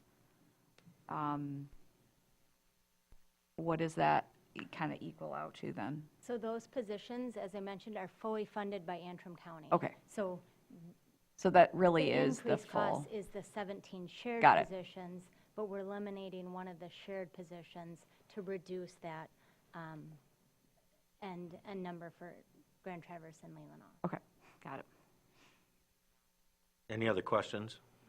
I'm sure you do, but you're going to have to wait a second. Anybody else? Mr. Henschel? I I appreciate, judges, you being here, and Judge Cooney, I have a world of respect for your service to this community as an assistant prosecutor. You were civil counsel to the county commission, and you moved into the prosecutor role, and then subsequently now acting as elected judge. And I really appreciate, and Judge Stepka as well, a former county commissioner, elected as judge. So you know what we deal with here, and you know about the budget constraints we deal with. And so I appreciate all of your service, and it's with utmost respect. I ask again, how is this a benefit to Grand Traverse County? You mentioned more days on the bench, but maybe to a layman that doesn't make sense as to what the actual benefit is. Well, what I can tell you is it means 4 more days that we judges will have to schedule cases in Grand Traverse and Leelanau counties. That may not sound like a lot, but when you figure how many days there are in a month that we actually can schedule court, if you add 4 days, it's significant. It means faster dockets. It means people being able to get their complaints heard more quickly. One of the concerns that Antrim County had was that when we had 3 judges, we were up there at least twice a week. And since we went back down to 2 judges, now we're up there once a week. We've found that that is adequate. We're able to get the job done, but it does mean that sometimes cases get delayed a lot longer than they might otherwise. And so those are the reasons. I think that the public would see the difference in our ability to better handle dockets. Okay. Thank you. And that's why we support this change. The probate family court judge in Antrim County has less than half the caseload that the district court judges have currently. This would better equalize the judicial resources that are being put into each county.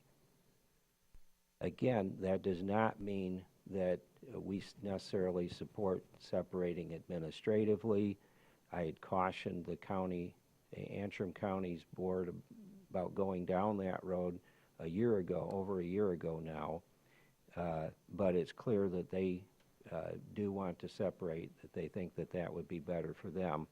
I do want to point out, of that 153,000, I'm going to guess at least 40,000, maybe as much as 60,000, is because of the fact that we have treatment courts being used by Grand Traverse and Leelanau County, but not being used by Antrim County. And I've pointed out at our annual inter-county meetings every year that that is something that, because Antrim doesn't use them, maybe they should negotiate with the other counties about paying that expense. But by my estimate, they are right about one thing. They're not getting the benefit of those courts. They want to create their own courts, but they don't want to use ours. But I would say that's at least $40,000 of the 153 that we're seeing. It seems that the Antrim County Administration is uniquely dissatisfied with the services provided by the 86th District Court and are hoping for a court divorce. What they've told us is they think they can do it more cost effectively. That is their reason. Okay. Well, thank you for your presentation. Just personally, I think it's going to cost more to the taxpayers of Grand Traverse and Antrim County both. And I continue to stand mute on as far as the state's concerned. Coming back around, Commissioner Andrews. Commissioner Spence. Well, my apologies, Commissioner Spence. So I read that that was the reason why they wanted to separate, because of money. Were there any other reasons? Like, could you bullet point any other reasons that they gave for wanting to separate? The Board of Commissioners specifically, no. Commissioner Flynn? Thank you very much for being here. Other than more court time, being in the court, you can see where a probate judge in Antrim County, they're there supposedly 5 days a week. We can't do that, so that'd be another reason. I'm sorry, Thank you. Commissioner. Oh, no problem. Flynn. Just for point of clarification, 4.6 employees, 3 of them are fully funded by Antrim, but the 1 probation officer, is that anticipated that Antrim County will be able to hire the full-time probation officer as well? So it's 4.6 FTEs. Right. And that is what we are eliminating from the staffing plan. We're proposing to eliminate. If Antrim County chooses to offer and hire any of those folks or those positions, that's entirely up to them, and we would support that. But you said 1 would be a probation officer, correct? Yes. I know that in past you've come with needs for more probation officers, and I'm just wondering if there would be any way to keep that probation officer on We'd staff. love to keep that position on our staffing plan, but that will increase the numbers. So we were asked to look at how we could reduce that cost to Grand Traverse and Leelanau, and it hurts to say that, absolutely. Like I said, I think that we looked at the numbers, and that position probably does 80% of Antrim County work, whereas they do maybe 20% Leelanau and Grand Traverse County, and there will be an impact to our probation department with the elimination of that position as far as that shared cost. Thank you. Anybody else? Go ahead, Commissioner Andrews. Thanks. On the probation officer position, under, it looks, I'm looking at page 6 of 12 of the slide presentation where the Leelanau current staffing plan is shown, and then the next page is the Grand Traverse County staffing plan, and under that, so, and I noticed there's just a few sort of what I would say discrepancies, and I was trying to make sense of it. So the Leelanau County staffing plan includes, I think, 7 staffed probation officers, 1, 2, 3, 4, 8 staff, but when we go down to Grand Traverse, there's an open staff position, probation officer position. So if you scroll down to the next page, you can see under Beth Lako and above Amanda, there's an open. So I guess my question is, do we have an open probation officer on staff right now? No, we don't. We don't. We are fully staffed in our probation department. That was a typo. Okay, that was, I was trying to understand that. Thank you. On that same page, where the attorney magistrate for Grand Traverse County is listed as vacant, is that still the case? Yes. Okay, is that really a .1 Yes. position? Yes. At one time, we had asked for an attorney magistrate in Grand Traverse County, and that position that became vacant and has not been filled. How many hours a week is .1? Very little. I'm not sure. Half a day. Yeah, okay. I'm just trying to understand if that's, was a typo? No. Okay. And then my back to the clarification, 4 days a month we expect we would have a judge in Grand Traverse County that was currently going to Antrim County, is that right? Yes. So by my math, assuming there's about 20 days a month of judge time, business days in a month, more or less 5 business days a week, 4 weeks a month, that looks to me like, I think, a 20% increase in the amount of judge time. No? 16? 16%? That seems to me pretty good for $153,000. We get 16% more judge time, and we're basically only paying $153,000 more for that. So I appreciate that this is a cost, but I do think there's an offsetting benefit that we're going to get for that. I don't think any of us would have chosen this path. It doesn't sound like necessarily you would have. We certainly, I don't think I would have, but I don't think this is a net, it's not clear to me that this is definitely a net loss to Grand Traverse County. At the end of the day, I think that remains to be seen how many cases move along, how much quicker. My last question for you is the 90-10% that the proposed staffing arrangement going forward, that's going to need to be reflected in a new agreement? Is that?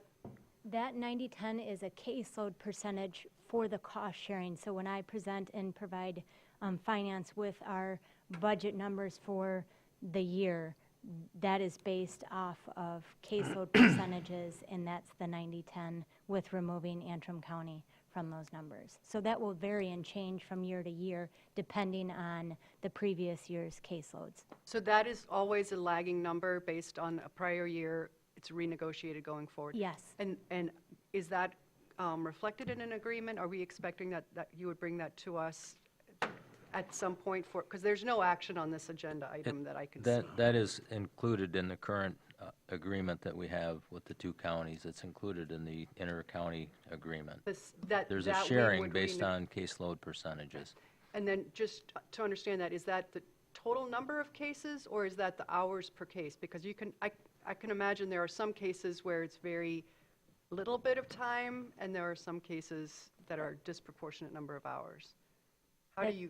That number is based on the number of cases filed with the courts. So it's all cases filed, criminal, traffic, civil, across the court. Irrespective of complexity of cases? Correct, yes, yep.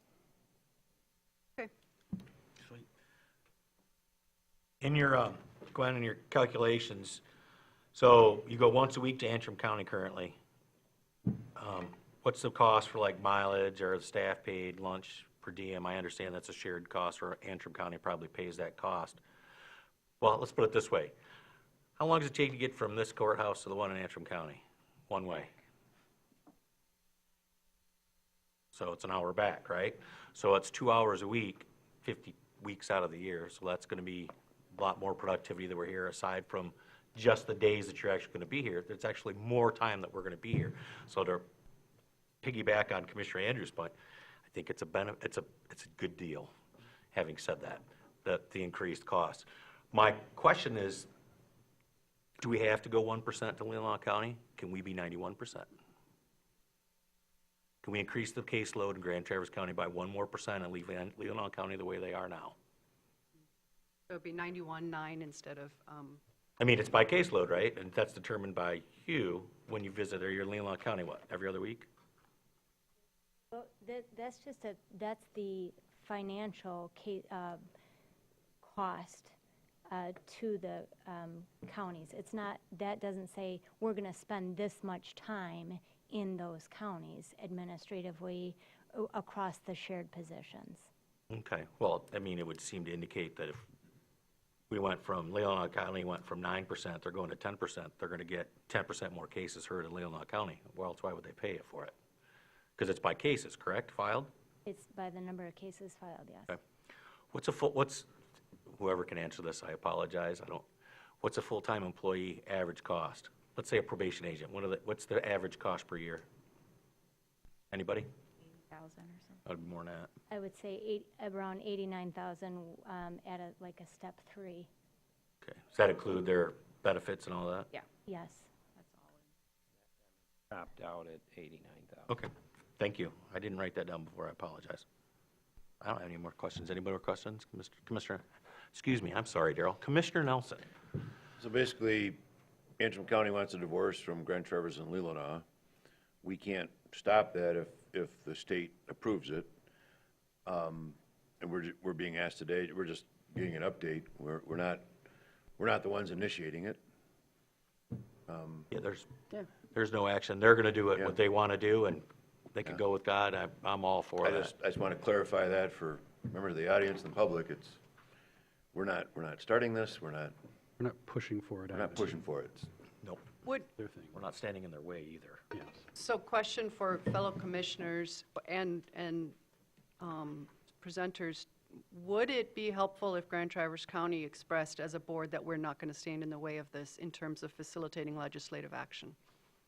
Well, actually, hoped originally that the board, this board and the Leelanau County Board would be supportive of separating the judge positions, but not necessarily taking a stand on the administrative costs. So that would definitely, I think, help grease the wheels as far as legislation goes. The legislators want to know when they vote that all the entities that are affected are in support of this. At the same time, you could have a resolution of non-support or take no position. So, But you already submitted a letter of support. I submitted a letter to the senator and both representatives. Well, if we were to develop a resolution of support or a resolution of non-opposition, or if somebody, it doesn't sound like anybody on this board necessarily is going to bring forward a motion of opposition, but is that something that we could see? Is there a draft? Is there a template that other boards have taken? Yeah, Antrim did draft a resolution requesting that the legislature take up this issue, so that might be a good template to look at. And the court would certainly be willing to draft something if you wanted us to undertake that. I think that it's within our purview to demonstrate some position on this. My position is that we should support it because I think that is the civil and respectful thing to do to Antrim County now that they've decided to do this. I will make the motion that we direct staff to work with the courts, with Judge Cooney, to develop a draft resolution of support to bring back to this board in the next 45 days. I'll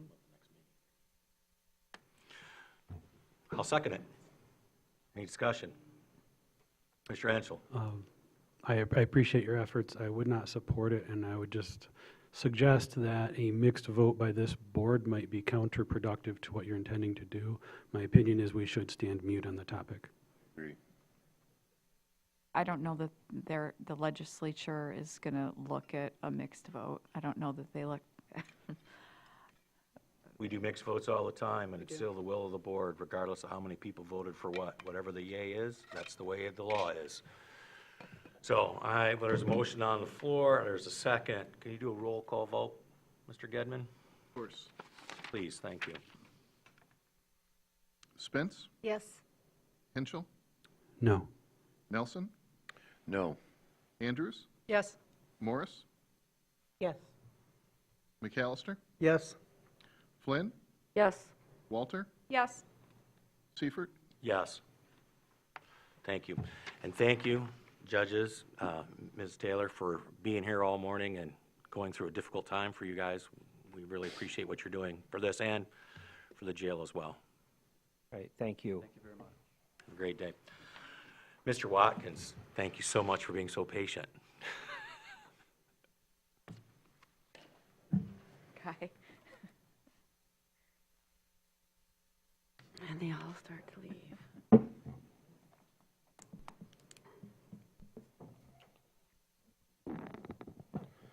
Good morning.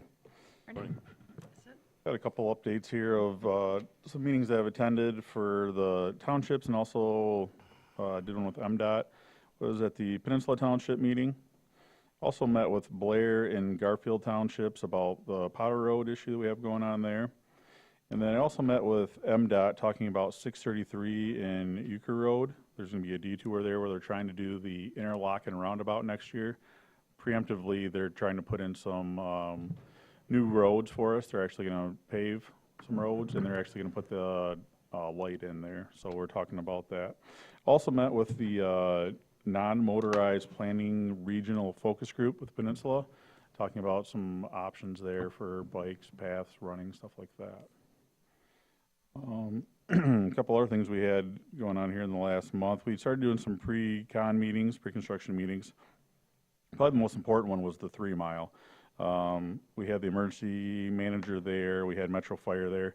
The biggest concern there is Station 1 is on 3 Mile, so making sure they have access to the fire department in and out of there at all times.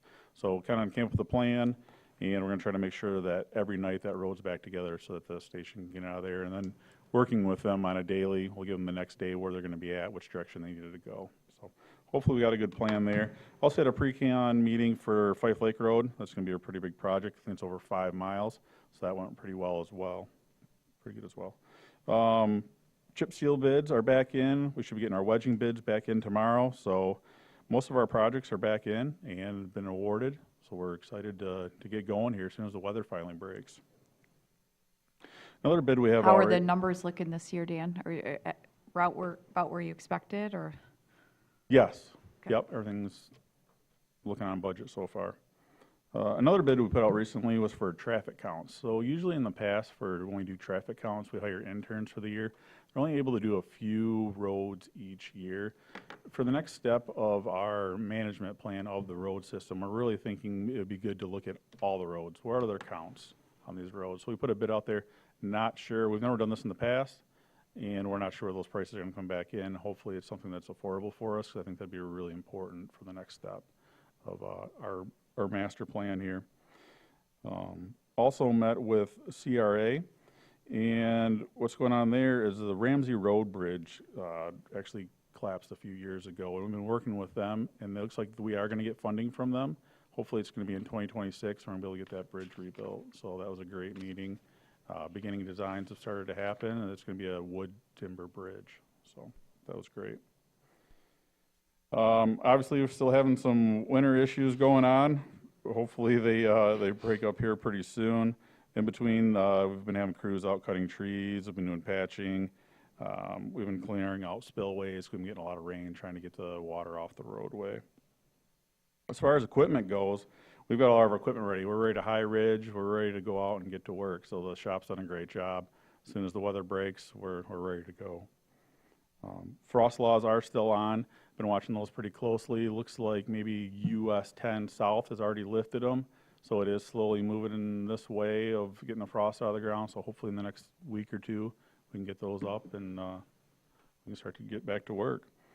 One other thing I did is I attended another class. It was building better gravel roads. So we're really trying to build up our gravel road system.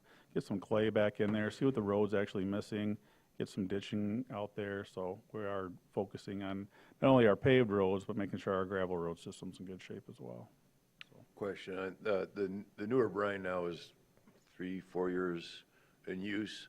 Yep. A, has the price gone down? I'm sure I know the answer to that, but B, how has that worked out now that you've had some time to look at them season to season? Yeah, we're really happy with that. And actually in that class that I took, they actually talked about that brine and I highly recommended it. And we're seeing a residual in there. So it's great. It did go up a couple cents a gallon this year. So. Okay. Yeah, it wasn't a huge increase, but unfortunately it was still an increase. Okay, Commissioner Walter. Can you tell us a little bit about what kind of conversations you've had with Garfield Township and TCAPS about the reconfiguration at West High School, which I understand is going to be started this summer, related to the new driveways in and out of Long Lake Road there, and then talk about a better, moving the light or consolidating those lights and what kind of pedestrian crossings are going to be there? Yeah, it's going to be going down to a single light, and then the flow is actually going to go the opposite way now, actually in the school. And we were actually able to get a grant on that. It was an 80-20 split, so they're covering 80% of the cost for that. So that was great news. What about a pedestrian access across Long Lake? I know there? they were talking about putting in ped switches. I'm not fully aware of where all the alignment is yet on that. So who drives that? Where does that come from, since it's off of TCAP's property and they can't spend any, bond money or anything on that? Yeah, sure. That's something we're working on right now, is actually property acquisition. So our board just approved that at the last meeting to move forward to do property acquisition. We're going to have to get a little bit more property there because it's outside of our right of way to actually be able to do the final design on that for where to put the lights. So is that something that Garfield Township is driving, or who steers that ship related to the pedestrian crossing there? When it comes to actually the light portion and meeting all like the EPA EDA compliance and all that stuff. The road commission will make sure that's in the right place. When it goes further from that for sidewalks, that would go back to the township. Okay, so we should direct those questions specifically to the township on what's happening there as they collaborate with you on it? Yeah, I think we're not fully where everything is going to be at yet with sidewalks, but definitely everybody's talking and working on that. Okay. Can Mr. Spence? I add to that? So I attended last week's TTCI meeting, and that was brought up by Chuck Korn about the new infrastructure that's going to go in by West Senior High School. He seemed to have some ideas about that he briefly shared. So I think it'd be good to follow up about that, because that's really important to me, as is Frankie Road. You know, Frankie Road got the new classification by MDOT as a collector road. Yep. So speaking about traffic counts, it seems like you could at least get one there on Frankie, because it's under MDOT now, or will be, that you could do a traffic count, at least for that road. We did do a traffic count there last year. Okay, I didn't know if that was still on. But it was not when school was still in session. Could we redo that when school is in session? It didn't really matter. It's after 1,000 cars, it could be capable of going there, and I think we were at like 4,000 to 6,000 cars a day, so we're already surpassed it. So to redo it is kind of a moot point. We've already surpassed the numbers. I think that data for understanding the speeds and, you know, the desire to have more pedestrian access would be important to have. You know, regardless of the road classification, the other issues that exist with Frankie and the number of schools there and the lack of safety and pedestrian access, I think it's still important to know what the traffic situation is like there. Can you pursue a redo when there's school in session? I believe we did it the last day of school, and there was No, one we win, talked one about not. this before. It wasn't. Yeah. It's something we can look into. I don't think you're going to see drastic number changes, and we've already hit the numbers for safety, so. Yeah, there's not really, I'm going to cut right in there. There's not really much sense of doing it twice if we're already past the level that we need to do to move forward with some of these things. It's kind of a waste of taxpayers' dollars, and as we all know, there's not a lot of that to go around. We've already met, they've already met the threshold. I respectfully disagree, because that road classification is one tiny aspect of the cocktail of problems that exist with the Frankie situation. I think we could also reach out to the Safe Routes to School group through the Michigan Fitness Organization and see how this is all starting to tie in. I was on a call with them about Frankie Road about 6 months ago, and I think it's a good time to follow up. And I'd be more than happy to do that, since, I mean, it sounds like it's a high priority for us and more of like the ship has sailed for you, and you're talking about saving taxpayers' money. I respect all of that, but, you know, it is a bit of a, there's a lot of vulnerable road users on that road in the morning with kids crossing to go to school. So I think with that in mind, we owe it to our constituents to follow up on that. And then I just wanted to quickly add the TTCI meetings, the technical and the policy meetings. It was noted last week that there wasn't road commissioners present, and they're not attending, and there were several people that commented on that. So it'd be nice to get the road commissioner. Sure, that was kind of a bad deal. That was spring break last week for TCAP, so myself was out of town, and a couple of our other managers were out of town. We usually do try to attend those. Noted. Okay, thanks. Just a couple of questions. The traffic count that you're pursuing a bid for, is that, can you just walk through some of, what, does that mean strips? Does that involve personnel? Why is that, why do you anticipate that's going to be a high cost or potentially prohibitive process? Yeah, what we're looking at trying to do is all local roads, paved roads. So we've never taken on to that degree a level of taking a full look at what the entire county looks like. So it's going to be several hundred roads, so depending on what the cost is to have that done. Do you know when an all roads, all local roads traffic count was last done? It's never been done. I mean, that seems, given the growth in this county, that that's a priority, which gets me to my next point, the road funding bill that's coming out of this, that's passed through the House, where we're expecting, I think I saw for Grand Traverse County, it was an additional 30 million potential dollars. I don't know if you've seen those. I think it was going from 15 million to 30 million. It was like a 107% increase. 100% increase. Has the Road Commission started strategizing about its priorities and impact of those dollars on what is, I think, generally considered some pretty abysmal road conditions that we have in this community, especially local roads? Yeah, definitely. That's just the very in the beginning stages. I just myself heard about it here in the last week. Again, it has to get passed, so it's hard to say if it does. But I think a huge step in that is this car count, knowing what roads are getting traveled, and that's going to help focus where we go.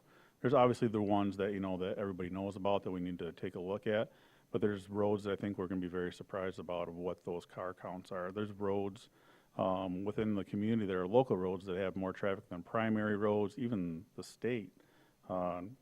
Just, for a reference, one that I always go to is South Airport. It's like 50,000 cars a day, where the highways are 20,000, 30,000. So one of our primary roads is more busy than a state trunk line. And any update in terms of the South Airport rebuilding, bridge building, flooding, addressing the potential for a flooding disaster on that? I don't know if you've been, the Boardman River has jumped its banks there at the South Y. The fields were a pond this week. So what is the status on prioritizing that at this point? Yeah, we did try to put in for a grant. We got denied on that. We have talked to our emergency manager, and being that it's a floodplain, that might be our best opportunity to go for something in that way. Or potentially an influx of dollars from the state budget, 100% increase in state budget funding?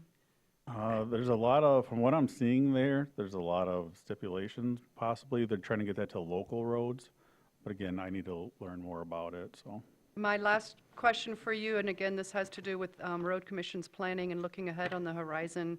MS4 is coming fast and furiously. What's the county's Road Commission's plan to start addressing that? yeah, it is. Actually, there's a training coming up here in April, and we're hoping to really learn quite a bit there. The drain commissioner set that training up, so we're planning on attending that and learn everything about it. The one thing about that funding that I did here for like local roads, it's still, we need, like right now, I don't know if everybody understands, when we do a road and there's a local road, it's still a township road. It has to be, we can only spend 50% of our funding on it. So 50% of the funding still has to come from the township. Even though we have this increase, we still need somewhere to focus that other, part of funding. Now, what I'm hearing is they're going to take it from 50% down to 20% to the townships, but still just to have this influx of money, we still legally cannot spend all that money on the roads. So you're supposed to find a partner. Well, would our millage dollars count for that match, the township's share of the millage dollars? It can, but unfortunately, our millage funds won't cover that. I mean, you're looking at $5 million to $6 million on that, so. Any more questions for Mr. Watkins? Thank you for your time today and your report, Mr. Watkins. All right, thank you. Have a great day. Hope you do too. I think we're got some things from the consent calendar we got to address. I think that's me. That is you. A2. So, A2B1B6. A2 is the Board of Public Works minutes and from February, and I'm curious, and I think this is probably just a question for our appointee.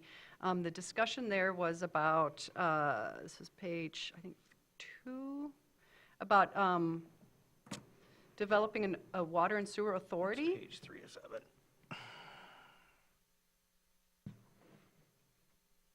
Oh, what am I looking at? Sorry. Or 4 of 8.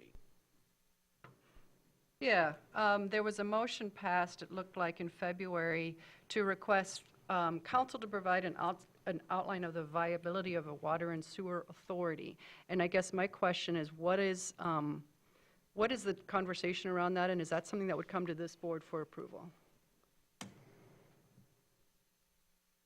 There's been a long, we've got I think it's attorney-client privilege letter maybe that we received an email. It's been a discussion. We're still trying to figure this out. And there's several things that are unclear about the size of the board, but there is a feeling that if we go to an authority, it helps prevent some of these concerns, some of these issues. There's a lot of money being spent by the organization, as you guys see on the approvals, but it's a self-funded organization. The money doesn't come from the county coffers, it comes from the I forget how many exactly townships we have that are a member of the system. Their fees, their tax collections go toward that, and the funds come from that. So when they're be approved through, and Mr. Bott can correct me if I'm wrong on any of this, the funding comes through, it's being funded from that group. So there is discussions that obviously would have to go through all sorts of stages of process. At this point, it's a discussion. Some people have brought it up, some of the townships, as something that they would like to consider. And I think we're in what I would call the exploratory phase.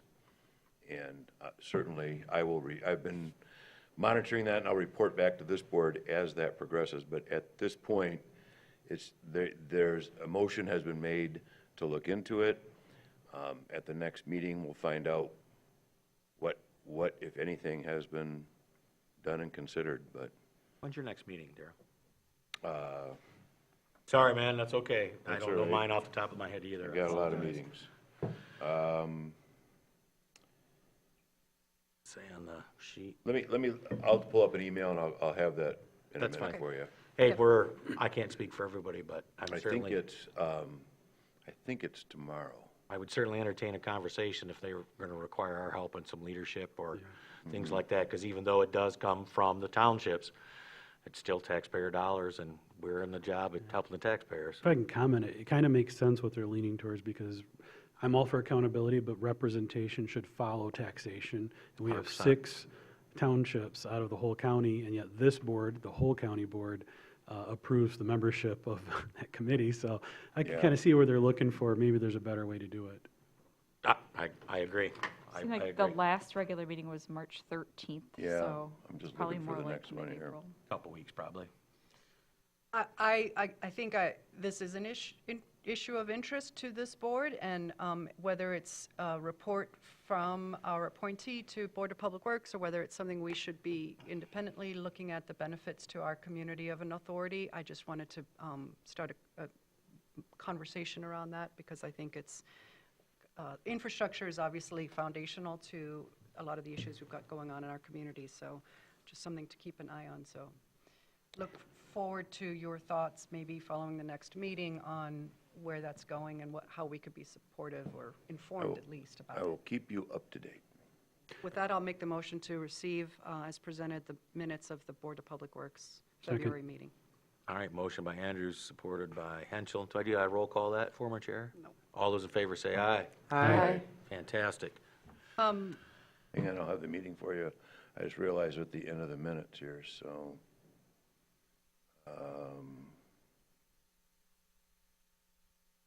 I Not there. pulled B1, but the sheriff's not here, so I'm not sure. I'm interested to learn more about the bike disposal. I don't recall seeing, I don't know if that's a couple dozen bicycles on the disposal list. Usually we see other items of things that have come through the sheriff's office, so I was just, I was looking for information about how the sheriff goes about disposing of bikes in our community. But since he's not here to answer those questions, I I'll. can if provide you some that contact, would be yeah. great. So there's a law requiring that any lost or found property that doesn't attach to an owner requires that the property be determined to be disposed of, or surplus property, so this board can authorize disposal of that property. Whether it's a bike, firearm, whatever, that process has to be taken if the owner is unknown. So we used to do a bike auction list because we collect a lot of bikes, specifically in the city, and this benevolent organization historically has always auctioned the bikes for the city and the county. I'm not sure they still do that, but regardless of what type of property it is, it has to be disposed of by this board. And that's fine. I just wanted to hopefully see those going back into use through some of the organizations in our community that could really put them to use. Historically, we have done that. They've given them directly for auction. Then I'll make the motion to approve as presented the disposal, evidence property room item disposal. Second. Made by Andrews, seconded by Flynn. All those in favor say aye. Aye. Opposed? Thank you. Down to B6. I don't know if there's anybody here from Peninsula Fiber Network. My interest here is where is this overlapping with the Ascentec, I think it was, that we did last time? And does that decrease anybody's chances of getting grants or not? And if anybody knows the answer to that. I don't know conclusively, Commissioner Andrews, but we have, I think these are all independent applications for this program through BEADS, and we have another application that will come to you in the future. The application deadline is the 9th, I believe, and I'm assuming they're all competitive and will probably compete against each other. If for the one that's coming forward, it would be helpful if they can identify the areas where the last one we had a map that was helpful once we interpreted it, and it would be helpful to have that. If that's something that we could request be provided with the application, I would support that. And with that, I'll make the motion to support as presented. Support. All right, was that you, Commissioner Henschel? All right, thank you. Commissioner Andrews' motion, support by Commissioner Henschel. All those in favor say aye. Aye. Opposed? Motion carries. Oy vey. Now we are down to 9A, I believe. Mr. Shaw. No, I'm sorry. Chase. My apologies. I don't know why I'm thinking you somebody else. Aren't we on 10B? No, 9. No. Oh, sorry. Things move. Still on 9. Yep, we're on 9A. Mr. Chase, my apologies. Sorry. That's all right.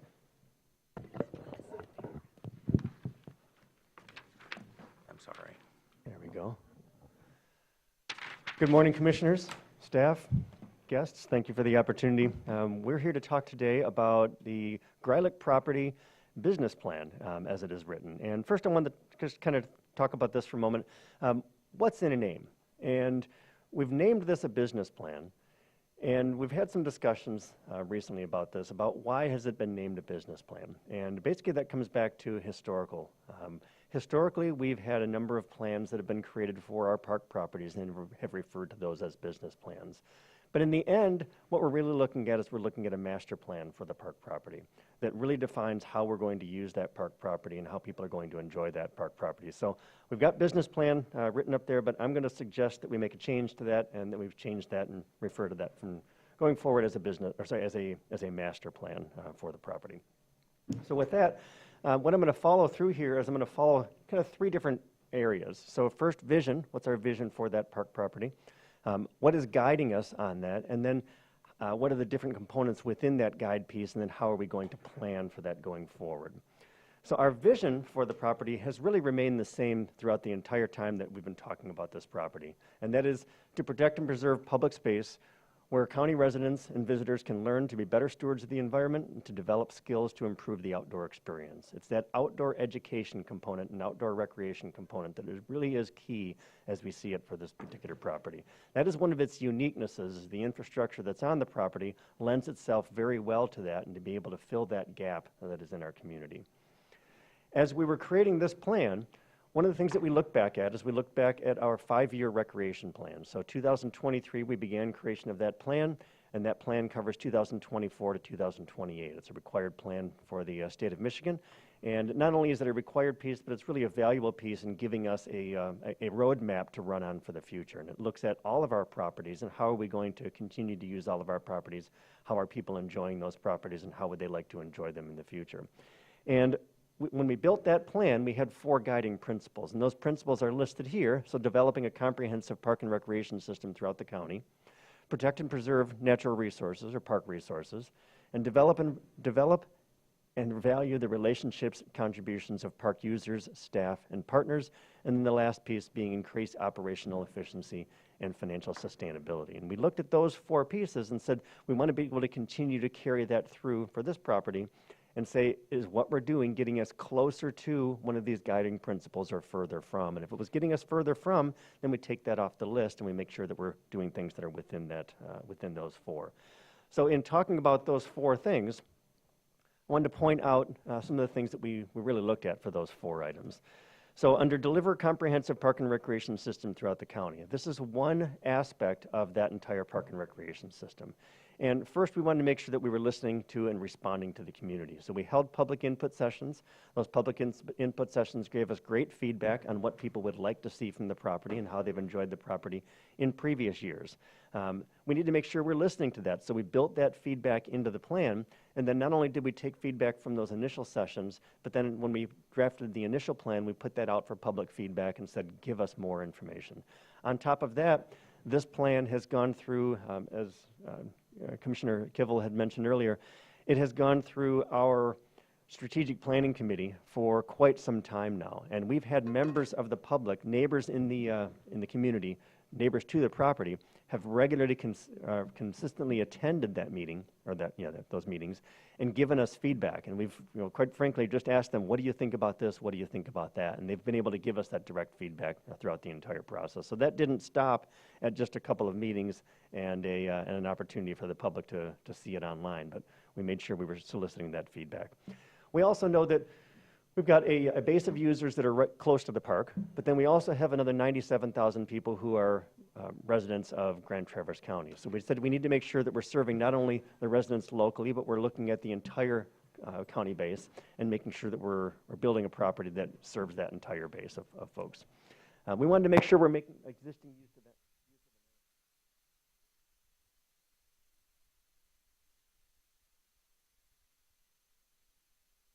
that. It wasn't just me then, I right? can hear you. Oh, I got it. Test. Nope.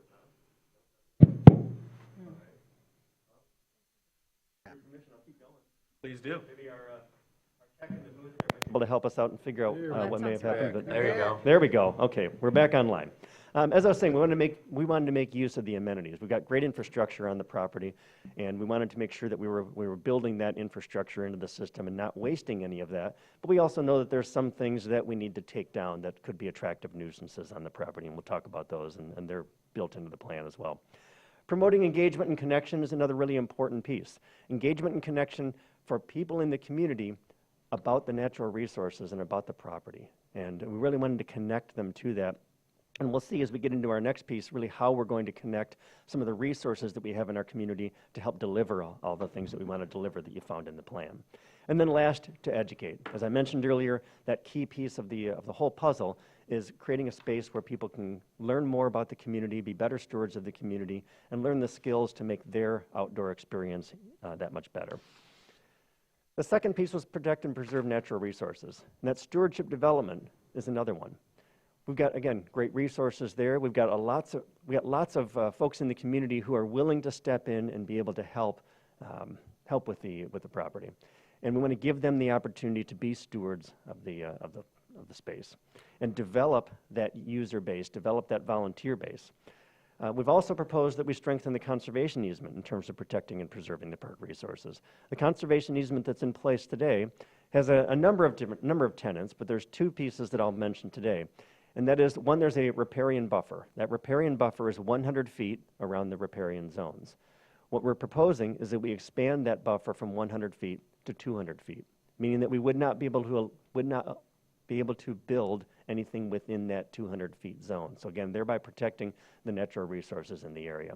The second is that the property currently has just shy of 87,000 square feet of developed space on the property. And when that developed space is determined, it's basically anything that's permanently attached to the ground. Could just be a piece of concrete, could be a pavilion, anything. So there's just shy of 87,000 feet now.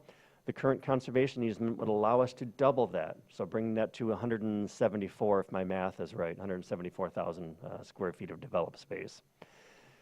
We are proposing that we reduce that from its 174,000 to 130,000.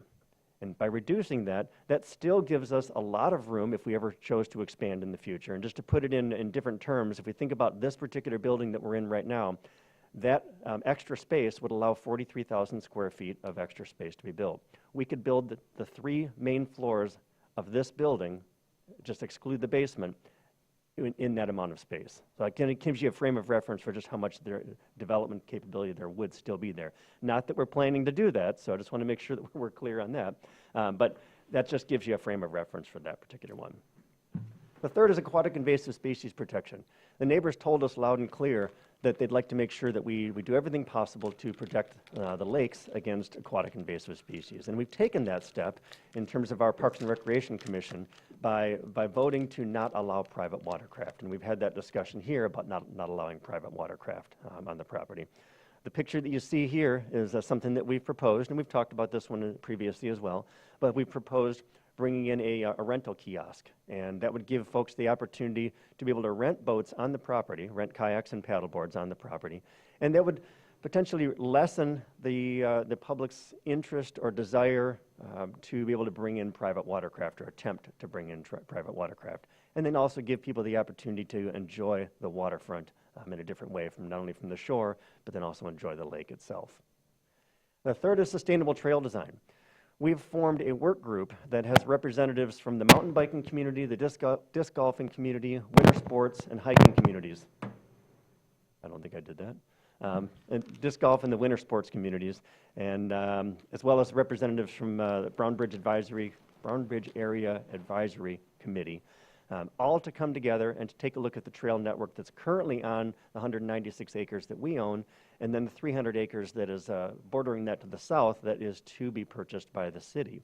And making sure that we've got a continuous trail network that works together. It's not much fun if you have a network that just basically stops at the property line. So we want to make sure that we're creating a network that works for everybody and that works for all of those different types of users. We've basically brought them together and said, you all need to play nice in the sandbox, so how do we do that with the network that we have now, or whatever we can build on the property to make sure that it works for everybody. So that work group has convened. We're actually doing our first in-person meeting out at the property this coming Friday. We would have loved to have done it before, but we couldn't see the ground until now. So now that we actually have the ability to see the ground, we can better see the trails and determine that. And then the fourth piece in there, or fifth piece I guess it is to have a caretaker on site.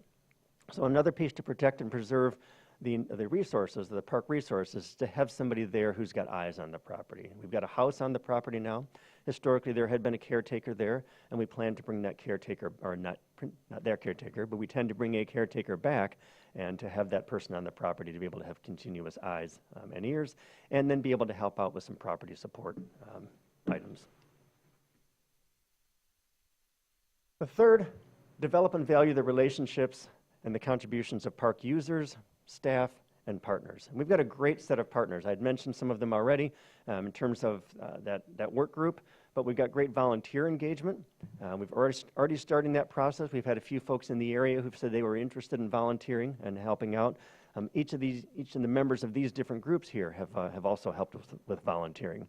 Another volunteer aspect that I will mention is if you see in that bottom right-hand corner, you'll see AmeriCorps. This past week, we were awarded an AmeriCorps National Civilian Community Corps. There we go. I always want to say Civilian Conservation Corps, but Civilian Community Corps, so an NCCC crew. We were awarded that crew this past week. They will be joining us May 1st. They'll be May 1st through June 24th, and they'll be basically living on property in the cabins. 10 to 12 young adults ages 18 to 26, and they will be providing a great amount of labor for us. We calculated the value out of over $86,000 in labor value, 2,800 hours they're going to provide of support on the property. And that's going to give us a huge jump start to be able to develop the trail network, to be able to develop the disc golf course, to be able to clean up the properties and the buildings and just really do a great amount of work. So we're very excited about that. The other contribution piece is the education stuff. So you see three different areas of education on there: educational programming, recreation programming, and camp programming. We've got a great base of resources in the community that can help with all of these things, from limnologists who'd be interested in teaching people about what's in the water, to folks who are teaching hard skills like first aid and orienteering and other sorts of things, to camp programming. We all know that there is a lack of camp opportunities in this area. And we've had an opportunity to talk to several camp providers and about, are you interested in the property? And they've all said, yeah, we're interested in the property, but our limiter is staff. We don't have the ability to bring staff in because we don't have a place to put those staff. They can't find housing. Well, we've got cabins on the property. And so we've got an opportunity to be able to say, how can we use those cabins for staff, for programming, which would give us the opportunity to occupy those cabins, to be able to use them for a good purpose, and to be able to bring another service that is sorely needed to the community. And then by nature of all doing that, we would also generate revenue through a percentage or a dollar amount per camper, something to be determined as far as what that would be. But that would be a way to be able to generate revenue and provide something good back to the community and be able to make that happen through the use of those cabins. The fourth, increase operational efficiency and financial sustainability. And so there's 4 areas to that. And first of those that you see on there is partnerships. So those partnerships give us the opportunity to basically build and create all this programming without having to staff up and manage the staff for the programming. Again, there's great resources in the area who can do that. Let's lean on the experts that we have already and then work a revenue split arrangement where we generate some revenue from that, and then we also have a program that's delivered to the community, whatever that may be. The second, appropriate revenue generation. So looking at things that we would do to generate revenue. So I mentioned that kayak kiosk as an example. There's a way to be able to generate revenue. Rentals of facilities. We've got pavilions, we've got buildings, we've got cabins, and ultimately campsites on property to be able to recover the cost of us managing that property. The third is the endowment. So Dave Mengebeer and Glenn Chown have come before the group, and you've graciously committed funding toward the endowment for the Forever Greilich Endowment Fund. Thank you for doing that. That is a third way that we'll be able to fund this, with a goal of being able to get that endowment to $1.5 million, and then have that be able to spin off revenue that we would use to offset the operational expense of the park. And then the fourth, and the one that we'd like to rely on the least after we take care of those other 3, is additional county funding. So there's one other that I'll mention, and that is grant funding. I didn't specifically put it on here because what you're seeing listed here are things that we would use for operational funding. My philosophy is that we wouldn't use grant funding for operations, that we should use grant funding for development of the property itself, for improvement of the property, right, for making those things happen. But that's a way that we can generate that revenue in terms of being able to develop the property. So we will continue to seek grant opportunities for the park and for that development. We're proposing a 5-phase rollout for this, and I want to make sure that we clarify one thing. Phases may not be equivalent to years. So there may be a difference there. So when I say phase 1, our intention is to start in 2025, but it may bleed into 2026. So we want to kind of say, what are the things that we can do in that first phase, and then continue on down the line from there. The phase slots were chosen based on a couple of things. They were based on the complexity to implement. They were based on the cost to implement. And then they cascaded down from wider to narrower interest. All right. Now, there's some differences with that, but just that's the general philosophy that we use. What is the easiest to implement that would meet the widest base of people, and then going kind of up the pyramid from there. So you see on phase 1, trail access. All right, that's one of the easier ones to implement. We already have a base of our crew base that's going to be coming and helping us out. We've already got a trail network on the property. We can utilize both of those to be able to develop that. There is already a disc golf course on property. We just need to refine that disc golf course. We need to clean the pads up. We need to put new pads in. That's one of the things that we've slotted for the NCCC crew as well. There are shelters that are already on property. We've already had folks coming and asking us, I'm interested in renting that pavilion for my son's 14th birthday party. Great, we've got an opportunity to be able to do that. Fishing, swimming, beach access, and potentially the kayak and paddleboard rental being the next one that would fit into that. Now, I'll mention one other thing too, and that is that there may be some things that cross phases. We may find an opportunity in the future to advance something, or we may end up moving something later on down the schedule. This is fluid, right? So we create a plan, but we learn as we go out, as we continue to implement that plan, and we figure out what do we need to change with that plan. Phase 2, we'd be looking at what I'll call semi-rustic camping. So for those of you who've been out to the property, there's an area that's referred to as Staff Row, and there are 6 cabins there that are about the size of a toll booth. All right, so they're basically a 2-person cabin. It's got 2 bunks, a rug on the floor, and a ceiling fan. That's everything that's in there.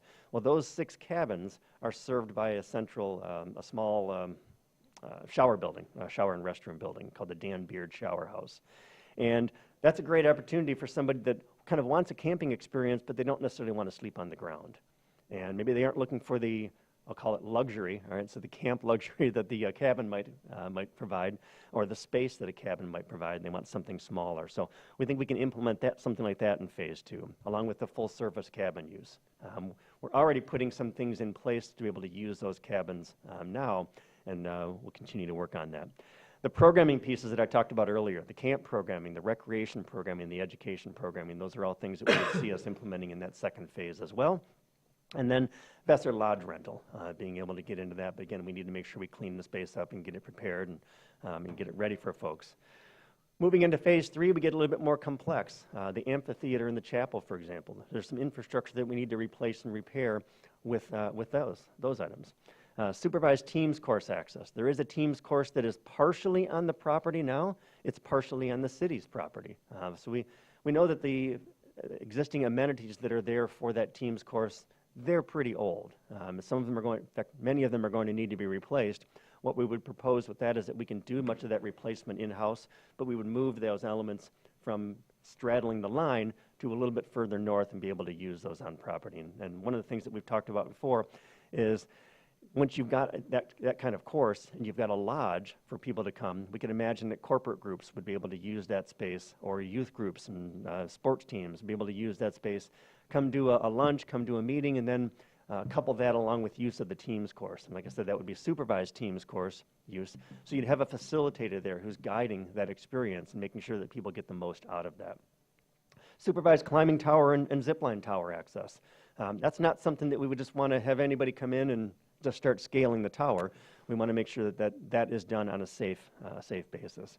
And then the next piece in there is hunting, and taking a look at that as an opportunity. We've talked about that in great detail with our strategic planning committee as well as our Parks Commission, as that is something that's a viable opportunity for that property. The adjoining property that the city owns, or a city will own, so the southern 300 acres of that property, will also be open to hunting. That was actually part of their Michigan Natural Resources Trust Fund grant, is that be available for hunting. So it makes sense that we make at least a portion of our property available for that as well.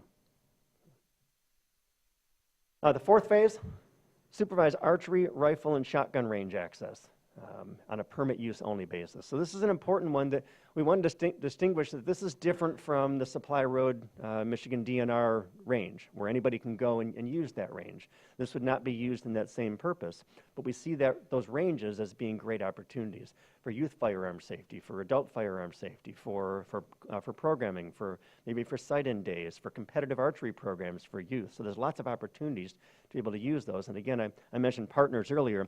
We've started to have conversations with MSU Extension, and they have a staff member, Joe. And Joe, he runs all of the shooting sports programs for 4-H in the area.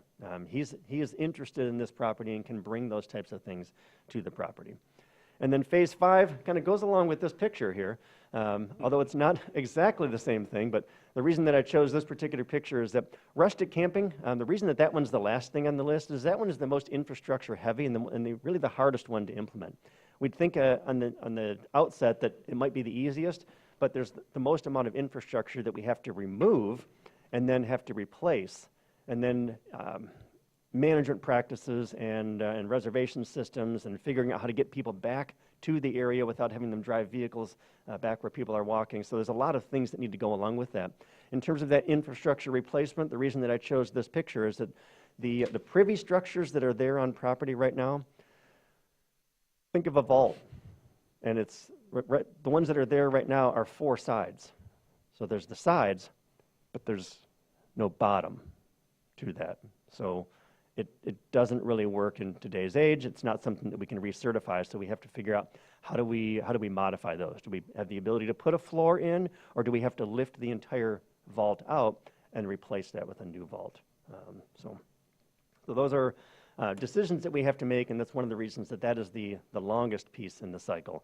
And like I said, we wanted to make sure we went from broadest to narrow in terms of use, and then easiest to implement to the hardest to implement. So with that, our next steps that we would go through with this process would be a site plan review with East Bay Township. We have started to have conversations with them, and we're looking good in terms of the plan, in terms of what the Planning and Zoning Director believes that the Planning Commission would like to see. And then from there, we would put together our more detailed implementation plan that would have very specific steps that we would enact to put this in place. We've already started to take a look at our park rules, and because we know that when we open the property sometime in 2025, again being the plan, that there are things that we would not be allowing on the property at its outset. But we wanted to make sure that our park rules allowed things and disallowed things. So I'm going to use camping as an example. So our current park rules state that camping is allowed in our parks only with permission of director. Right? So now we camp at Power Island, and the person's permit is their permission to do that. But you can't camp at Medallie Park because we aren't offering that permission. So we aren't offering permits there. So by having that, that statement in our park rules, we're basically saying you can't camp at this particular location, the Greilich property, until we are ready to offer that permission. So we've gone through those rules. We're going to make a couple of changes to our rules, but nothing sweeping, because those rules pretty much govern what we are going to be able to allow to do, and then what we're not going to do. And then on top of that, we'll add management practices in place. So for example, with rentals of the pavilions, there are certain things that we'll put in place that say when you rent this pavilion, here are the allowable things, here are the disallowed things. So we're making sure that we are being good neighbors and we're being good stewards of the property. So what we're asking today is we're asking for the opportunity to continue to move forward with the direction of this plan. So with that, happy to take questions. I like that you already updated it to master plan instead of business plan review. You're welcome. Couple I'm going to questions. start with Commissioner Henschel. I'm going to work us this way, please. First, when we purchased the camp, we inherited some tenants, I believe, in the cabins from the energy industry. Are we still having tenants rent, or is that over with? So the tenants from the energy industries, they were working on the DTE gas lines in the area. They were there for only a couple of days after our ownership. Okay. And then my understanding is, I know when you read lead contamination in a report, sure, it causes one to pause. Yeah. But those are the firearms ranges, correct, which are, as long as they are active ranges, it's not considered a contamination site that has to be cleaned up. If we were to cease using those ranges, my understanding is we would have to clean up all the 50 years of lead. That's correct. Okay, yep, that was my understanding. And if I could, Mr. Chairman, I'd like to move that the Grand Traverse County Board of Commissioners formally adopts the Greilich Property Business Plan as developed by the Grand Traverse County Parks and Recreation Commission and staff as presented. As a motion. A movement by Commissioner Hensel, we adopt the master plan for the Greilich property. Is there a second? Support. Support by Nelson. Let's move to discussion. Do you have anything further to add, Commissioner Hensel? That is all, thank you. Mr. McAllister? Don't have a lot to add, just looking at the process of what comes first, second, third, fourth, and fifth. I think if we have some oversight on the actual, what goes on at what time, kind of would make a difference, you know. I think if we start small and grow big, it's a little easier than starting big and trying to figure out where we're going. But, you know, the process, I mean, it's pretty well thought out. There's a lot of moving parts, you know. I think simpler would be better to begin with. Commissioner Nelson. Thanks. I just want to thank Mr. Chase, Mr. Kivel, and the board. You guys have put a lot of work into this, and I know from the feedback I'm getting from the property owners that they have been very pleased with the interaction you guys had. You've truly been listening and understanding that not only the neighbors, but the township has also been very pleased with your interactions with them. It's been a very deliberate process, and certainly appreciate it. You've got some very good ideas, and the phasing is, I think, absolutely necessary. And the only negative I've heard from people is, how come it's not open yet? And I understand that philosophy or that feeling, but it's also important that you just can't unleash a bunch of people with some of the conditions that were out there. So sure, they're very anxiously awaiting the start. I would suggest to your board that maybe you host some kind of a open house for maybe administration and the board. I know there's several members of the board who are unfamiliar with the property, and I can't imagine what they picture, but they maybe are picturing like a woods or something. So it really is a special piece, so. Thank you. Yeah, we can absolutely do that. If I could just step back for just a moment, excuse me. I just wanted to address one thing that you'd mentioned, Commissioner Henschel, and that was regarding the lead contamination. So I wanted to make sure that it was clear for everybody. We had a Phase 1 and Phase 2 environmental assessment completed on the property. Phase 1 environmental assessment basically says what are the historic uses on that property and what could be a potential risk with that property. Phase 2 then comes at the second part and says, based on those historic uses, we're going to investigate further the potential risks. And it came back and said, surprise, there is lead contamination on the ranges. We did not see that as anything to be surprised about. They investigated a number of other areas where they thought there could be something. They didn't find anything in any of those other areas, so we cleared that. And then in terms of the lead contamination, there's just a recommendation that's made that we continuously test the water on the property to make sure that nothing has gotten into the water. And we'll do that. I have to step out for a moment, so I have one question. Sure. Is there an update on the amount of fundraising that we have done so far? I do not have that amount. I know that when I last made an edit to the plan, we had 483,000. That was as of, actually, that number came as the end of December in the endowment. So, but I thought about that as I was sitting here. I thought, I should have contacted Dave to see if we had a number on that. If you could let us know, that would be great. I will do that. Thank you, and I apologize to step out for a moment. The administrator might have an update. Yeah, I'm working through the emails. I think John is close to what that looks like. I'll bring it to you soon. Okay, great. Commissioner Spence, anything? Hey, thank you. Yeah, I like that Commissioner McAllister emphasized the foundational nature of prioritization and where things fall. I think that just on my own, like, use of trails and the outdoors, I know that like trail stabilization and the bathrooms are high priority, and I see that on the prioritization. When I was going through this draft, I thought, is the kayak rental, is that a reaction to the concern of the people who live on the lake, or is that based on the community survey results? Sure. It's not as popular. I'm not saying it's low priority, but it's lower than some of the other things that the community survey results showed. So my ask is to reevaluate kayak rental as a top priority based on the community survey results, and determine whether or not this is in reaction to the concern of the property owners, or if it's something that people really, really want right now. Okay. I mean, it's great. I love what's going on. Parks are parks. But there's a lot of really good things that I think people are more interested in the beginning. Okay, thank you. I appreciate that.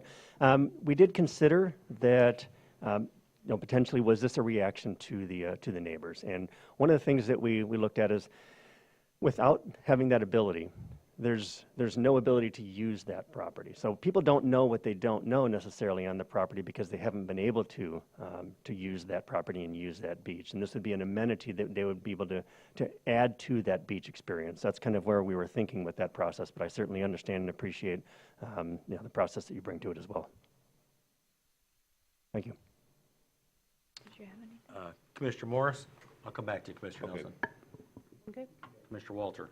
Yeah, I love what your department or the commission has been doing with the public engagement regarding Civic Center changes, with having a lot of updated information on the website and the social media stream. That's been really good to see what's going on over there. Great job. Would love to see that same level of accessibility of the phases of the plan as you have here. It's, very skeleton, but there is so much public interest in what's going on that I'm sure it's already planned, but just want to share that that's been great to see, and would love to see that happening here as well. And then, I think then it raises questions about the other parks and what's happening there. So, of course, good interaction creates more interest in, what's going on at, Maple Bay or love to see it, and looking forward to seeing more of that too. Sure. The social media piece, thank you, is something that we've not done as much in the last, I'm going to say the last year, capacity issue, I guess. But we've started to pick that up. Thank you to Gary here. He's done a great job with that. I hope you all liked our placement of the bridge, Yes. posting yesterday. That was a Yes. good idea. New use for the bridge. Yes, yes. Good upsell or upcycling. For those not familiar, we put something out yesterday that was here's a potential reuse for the bridge as an April Fool's joke, and it was a bridge to Power Island. So it's taking the Civic Center Bridge. Anyway. Oh, that was a joke? I knew the scale was a little bit off, but I felt like it was plausible. Got me again. I did have somebody say that's too short. How are you going to do that? I'm like, well, Right. let's have a conversation here. Bridge stretcher. I know, the narrowest part is maybe a mile, so, yeah. But yes, the wheels have already been turning in terms of the social media engine, and not only for this property, but for other properties, and being able to share more of the great things that are going on. But I think having that very up-to-date information on the website too, for people who aren't on social media, I know it's good content for them to get to and access as well. I would hazard a guess that 90+% of the world's problems can be solved by effective communication. Thanks, John. Commissioner Andrews. Sure, thank you. Couple of questions. You mentioned a conservation easement in your presentation, but I don't believe that was discussed in the phasing. Is that something you anticipate with more concreteness in terms of at what point that would be necessary and why it would be necessary? Okay, so we didn't specifically mention that in the phasing because it's not really there's nothing that's really dependent on that in any one of those phases. It's something that we could implement now, and I would encourage us to consider implementing that sooner rather than later, regardless of the specific phases. The reason for that is again to show being a good steward of the land and good steward of the community. Going to have a hard sell with me on that because typically conservation easements in my mind are an indication that you're going to transfer the property or anticipate intensive use, and so you're getting a tax benefit from giving away rights that you otherwise have on a property. I'm just curious why we as a county would want to limit ourselves at this point with a conservation easement when we limit ourselves by this board acting publicly through motions. So I'm just curious as to the timing and the necessity of a conservation easement for this property. Okay. Can the Parks and Recreation Commission do the things it would like to do in this plan, particularly the phase 1 and projects, the near term, without this board's approval of this business plan or master plan? If I go back to phase 1 here, just let me take a quick look. Yes, you can. Yeah. May I? Yeah, please. Yes, the Parks and Rec Yeah. board, the authority, Parks and Rec board has the authority to engage in these activities. The issue is funding. Okay. So to that point, thank you. It looks to me like I'm just looking at the phase 1 funding, which is page 35 of 36 in the packet. I believe we approved wayfinding signage in our last capital improvement budget. Yes. And it included the 75,000? That's correct. Yes. So, and I understand that the other, are any of these other, let's put aside the kiosk, the utility support, well inspection, road gravel, waterfront cleanup, septic inspection, and trail reconstruction, which are the other phase 2 investments anticipated. Which of those still require this board's future approval and which already have this board's approval? We have the ability to do any one of those items. All of those, okay. My concern with this plan is that it includes the paddlecraft kiosk, among some other concerns that I have with it.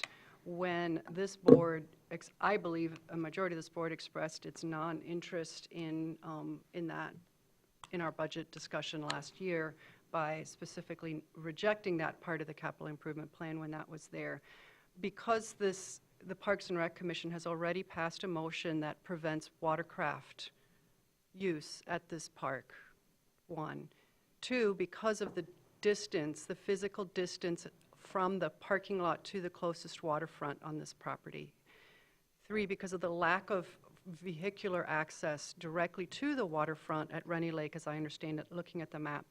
I don't think there is a strong threat of people bringing in outside watercraft to use this facility, given the number of other places that you can drive to, drop your kayak, and get in, including a number of county parks, including a DNR boat launch On right Spider around Lake. on Spider Lake, right there.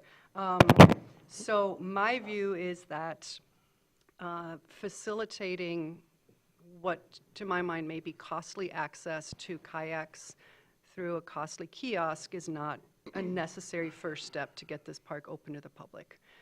The trails, the swimming access, porta potties, those, being able to get around, those are necessary first steps. I don't favor, I think that when we do outdoor recreation, the organizations that will be providing that will, just like the Boy Scouts did when the Boy Scouts ran this property, they'll have a fleet of kayaks that they'll keep on site, and that'll be available for use of the people who want to use it, in my estimation. So with that exception, that strikes me as an unnecessary addition to this park at this point, and it slows down and is unnecessary to get it open to the public. I don't think we need to approve this plan as presented. I think the commission, the Parks and Rec Commission, can proceed as it is doing and has been doing a good job of doing without our approval. But I'm particularly concerned about the reintroduction of the kayak kiosk and having people having to pay, and it's bringing in watercraft when you've got a non-watercraft rule already is not a good direction at this point. I do have some other concerns about future uses, but mostly, like the other commissioners have said, I think getting it open to the public yesterday and doing the least number of things we have to do and spending the least amount of money we have to in order to get there is a top priority for me. Thank you for your work to get us this much closer. Thank you. I'm sorry. Anything else? I told Commissioner Nelson I'd come back to him, then I'll do Commissioner Henschel, and I'll wrap it up if there's no one else. Okay, so actually, my comments are related. I was going to reply to Commissioner Spence's comment regarding the kayak kiosk, and then I'll follow up with the most recent comments. The kayak kiosk is in direct response to some of the residents' request to protect. It's this is an unfair character, but somewhat defensive in that people have in fact been taking kayaks outside watercraft down to the water there. I spent a lot of time there in my scouting time, and I've actually personally witnessed personal watercraft going down to the waterfront, and it happens. There are easy ways to carry with wheels and stuff like that. There are people that walk from Central Neighborhood down to Grand Traverse Bay with a kayak, and I've done it myself. So that is happening. I think it's the amenity of this park is a wonderful. There's actually 3 lakes on the property, but there's a wonderful waterfront with the availability to go out and fishing and all that kind of thing. And there is a worry that people are going to bring outside watercraft. And there's also the benefit of people who want to use the park and maybe don't want to carry a kayak or don't have a kayak. It's a great way to get people access to this beautiful body of water with a kayak that's there dedicated to this piece of property. So, and it's a way to do it in a way that is efficient. It's not a large cost to the county. It, I think, eventually is going to be revenue neutral or maybe even make some money. It's a good use of technology to prevent. We're not going to have a proprietor who's able to sit down there with kayaks and renting it out. This is a way that's going to make it work, and we are in fact having people going down there bringing outside craft. You have this there. You're apt to eliminate that. It also provides an opportunity for people who are doing that, and they understand, well, I've got a use here. A lot of kayaking goes on. Kayaks are pretty light. Some of them you carry on your shoulder, so it's a bit of a hike, but it can be done. And I would think that for the minimal cost that this kayak kiosk has cost and potential for being a benefit. I hate to say, in the plan, I believe it shows a revenue positive. Is that correct? In about 3 to 5 years. Yeah, would be so the expectation. we'll just say if it's revenue neutral, even if it's some cost, there is an absolute benefit to our community, to that lake, to the neighbors. When that got dropped from the budget this last time, I don't know if you guys heard about it. I heard about it from the neighbors. They're very upset by that, and it's something that's been very important to the neighbors, and I think it's been very important to the Parks and Rec Board. This is a great benefit to this piece of property. So I'm kind of repeating myself, but I'll leave it at that. I'd like to add a relevant context, but context nonetheless. During the negotiation process, we were keenly aware of the residents' interest in preserving the lake and the ecological condition of the lake. We were negotiating with Rotary Camps through this process for a purchase agreement. Included in those discussions were a large number of vessels that have remained on property for years. Some of them were new to the property, but they were exclusively being used as the property. As this board is aware, we ultimately did not enter into a purchase agreement with Rotary Camps. So those vessels went with that discussion, but this is partly in our recognition of what Commissioner Nelson just characterized. I just wanted to give you that context that we were working towards that end through a different means.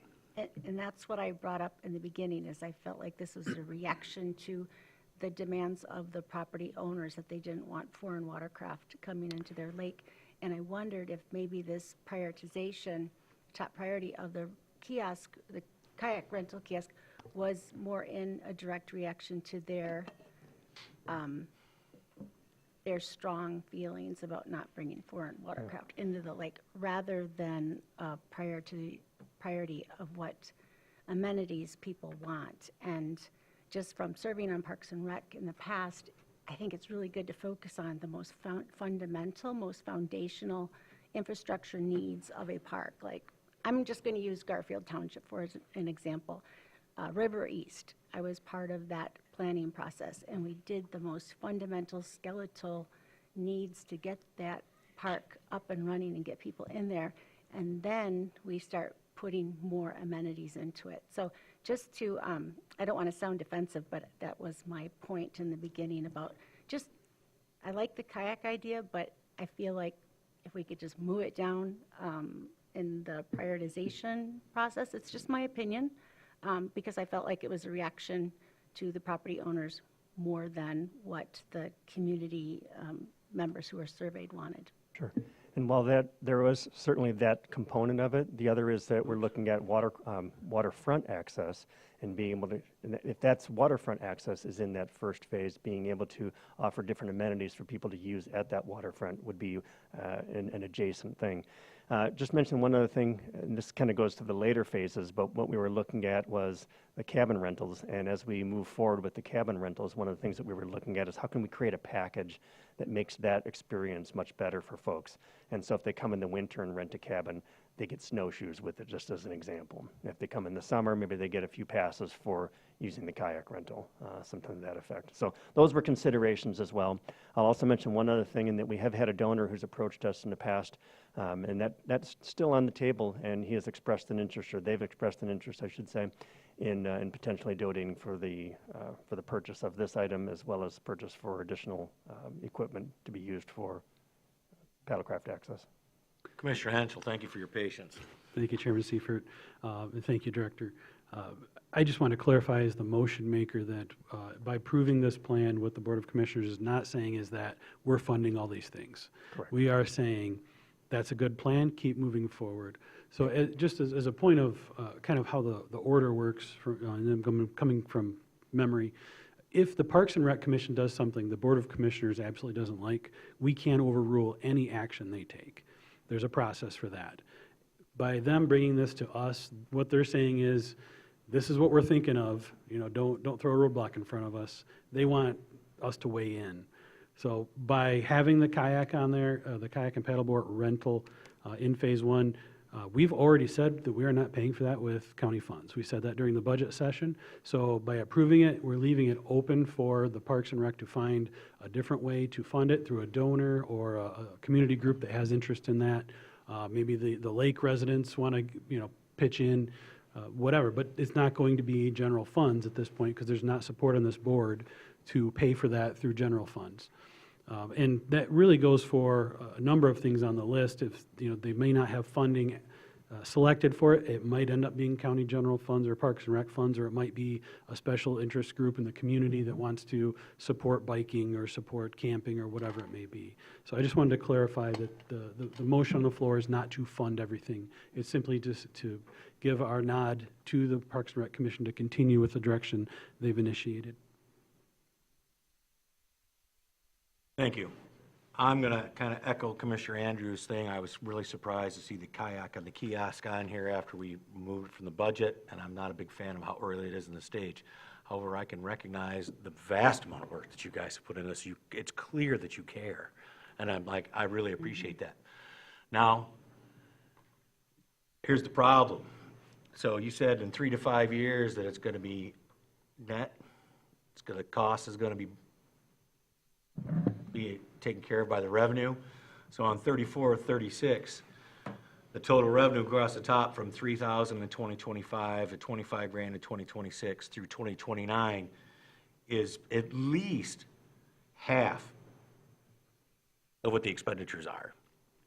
So as we've recently heard about Penny, Commissioner Morris, with Twin Lakes, about creating something that we can't hope to fund.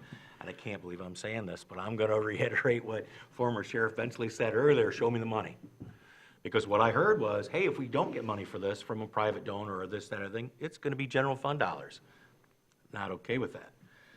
And so my one question is, in attachment F, you got 1.9 million in improvements. And the investment, is that included in attachment E for all of that, or is that in addition to the expenses? That is included.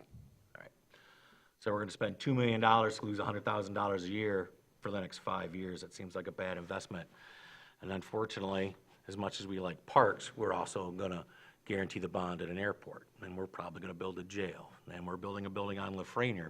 And all of those things cost money. And that hasn't even got it started with the courthouse debate. So I appreciate that, but my response would be sharpen your pencil. I'm not a fan of this. In addition to that, and I love the argument for the kayak kiosk, and I don't care who pays for it.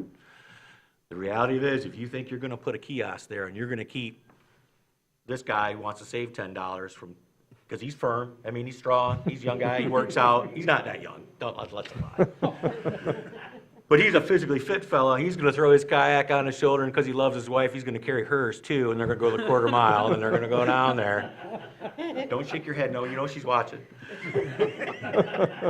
So I appreciate that, but to say that, that's like saying that's why we have drug laws, because, it's illegal to do drugs in this country, so we don't have a problem. It just doesn't hold any water. I appreciate people want to make the investment, but that's an empty argument. And my biggest concern is the dollars and create it into a theme park. And I've said that multiple times over the last year. And I'm in support all the way from the beginning, acquiring this piece of property. And to keep this piece of property as a piece of property the county owns. Yep. I thank you for your report today. So if there's no further... No, I have a, sorry. Oh, yeah. All right, go ahead. I'm sorry, I want to clarify that 1.8 million in capital improvements, is that, did I understand that is included in attachment E, the pro forma budget?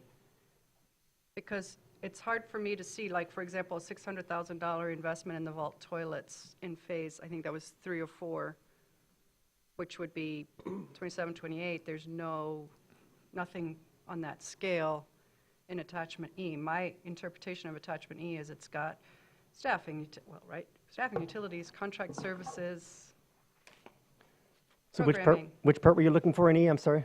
So I'm just trying to understand if F is incorporated in E, attachment F, the capital improvements, Okay. are part of attachment E. No.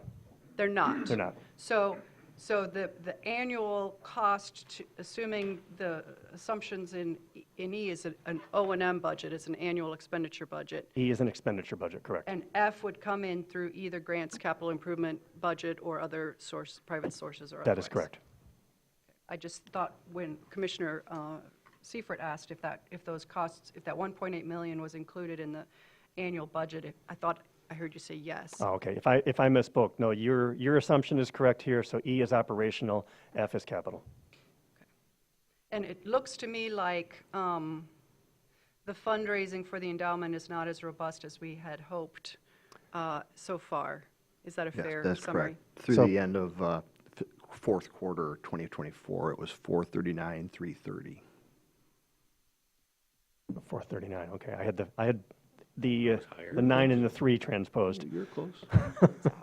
And that includes the 150,000 that we inherited and the 250 that That's we correct, put in. yeah. So the 400 was not from private sources. So at this point, there has not been an all-out full court press on that because the We're waiting. yeah, they're waiting. The Grand Traverse Regional Community Foundation and the Land Conservancy, wanted to have an opportunity to be able to have a plan to be able to answer the public's questions. Now that we've got that plan or potentially have that plan, it gives us additional information to be able to better answer that. Translation, we're holding that back.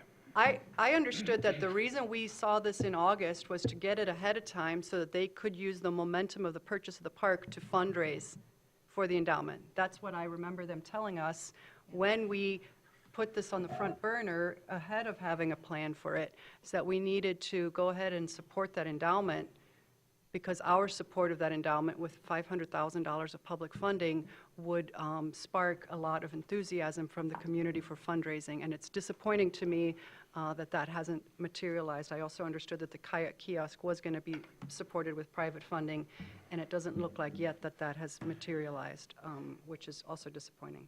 I couldn't quote directly in public meeting because it would be inappropriate, but the donor that's looking at a 6-figure donation is very frustrated with this board and their seemingly reticence to agree to this master plan. They are waiting for us to go ahead and get out of the way, quite frankly, and let the Parks and Rec Board do their job, do the plan that they have spent a lot of time working on, and both the neighbors, other groups, and this large donor are all waiting for us, because every time we have these discussions like this, it makes them more nervous, and they hold on to their checkbook until they see this thing really moving forward.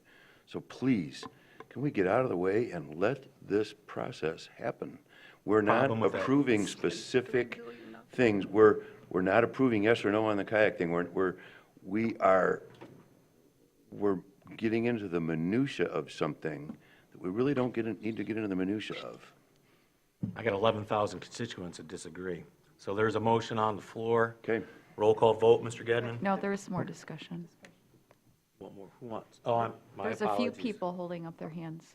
I spoke once. There's no reticence. This is the first time it has come to us in this form to approve or even receive and file. So I'm happy to finally see it. When we talked about budget time, I said, I'm not ready to approve putting, it was a bathhouse and the kayak kiosk in here because I haven't seen the plan yet, right? We were still in the public process of the plan at the end of the year. Correct. Right? Yes, that's correct. There was still a public phase, soliciting for public input when we were going through the budget time. So the timing wasn't great, right?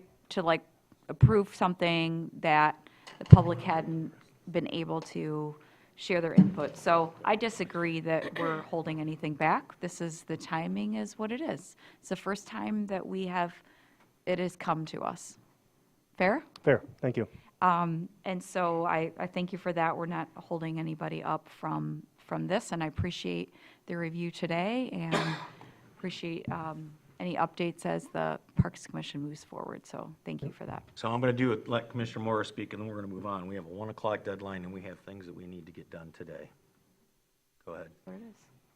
So, as you know, I did not vote to for the purchase of this park for two reasons. Number one, not a single one of my constituents had a positive thing to say about it.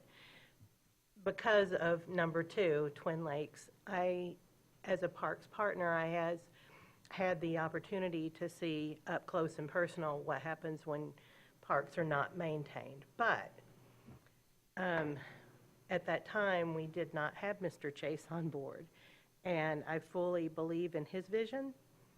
And I've been on the Parks Board, and I know how hard they work, and I know how much they invest personally in seeing these things through. I don't want to micromanage what they do. I'm going to say, yes, keep going with this. Like, we'll figure it out later. Just keep going forward, because I like the plan. I like the effort that you put into it. And I believe it'll ultimately be a good thing, whether we have kayak rental or not. Thank you. McAllister. So does Mr. Chase have to come back to us to say, here's what I want to spend money on? No. So you're approving this budget as it's written for 1.8 million? No, it does not approve the funding. So the Board of Commissioners has created a Parks and Rec Board, so they have the statutory authority to do what they want to do. If they want our funding, if they want general fund appropriation, they have to come back to this board for approval. This is symbolic. Yeah, we go through the purchasing policy and I just make want sure we to come clear to up the muddy waters.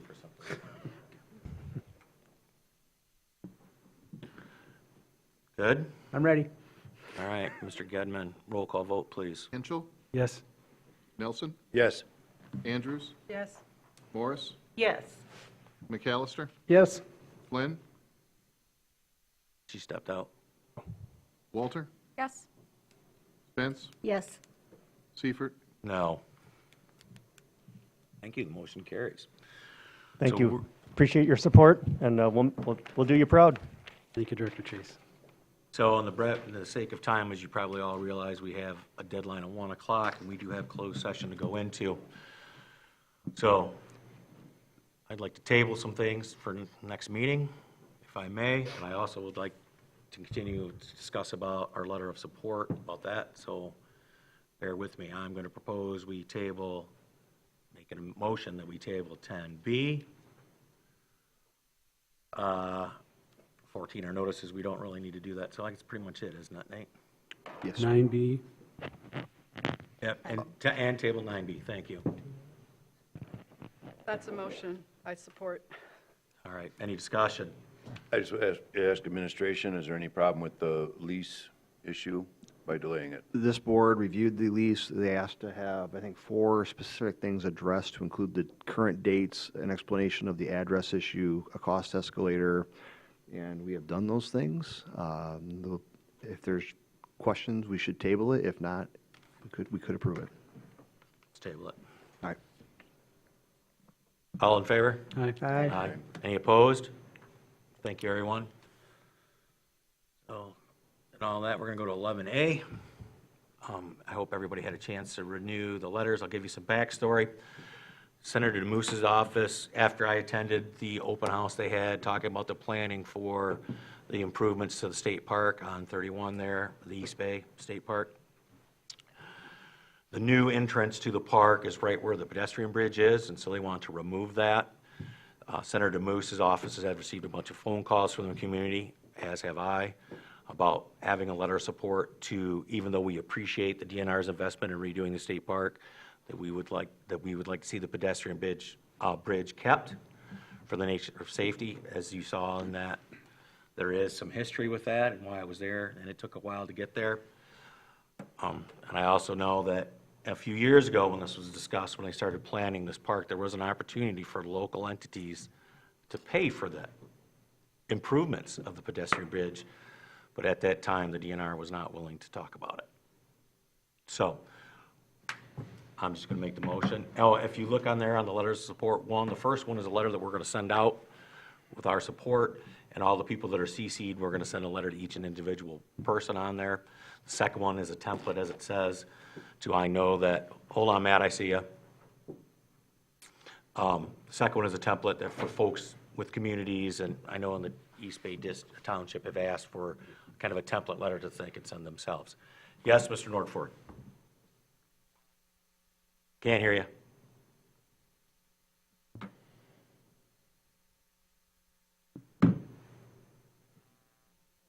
We got our top IT guy on it. Testing. Top IT guy. Testing. There we go. Gonna get him I just want to be clear that the minutes reflect on the last motion to table, that those are being, it's actually in the form of a motion to postpone to the next regular Board of Commissioners meeting. Yeah. Correct. Thank you for clarifying that. We were aware. Noted. You were starting to make a motion, but I don't think you finished. I did not. TJ, you look like you have something to say. No, I was going to say, if that's a friendly amendment to the last one, I support it for the purpose of the minutes. Oh. We got to revote. No. So I'm going to make a motion that we, Do we need a revote? Roll with it. so I'm going to motion that we approve the 2 letters of support requesting that the Keith J. Charters Traverse City State Park pedestrian bridge remain for safe pedestrian access, and authorizes the chairperson to sign the 1 letter addressed to St. Senator DeMoose and others listed, and directs the county administrator to distribute the second template letter to community organizations and other interested parties. So about support. Thank you, Commissioner Hensel. Any discussion?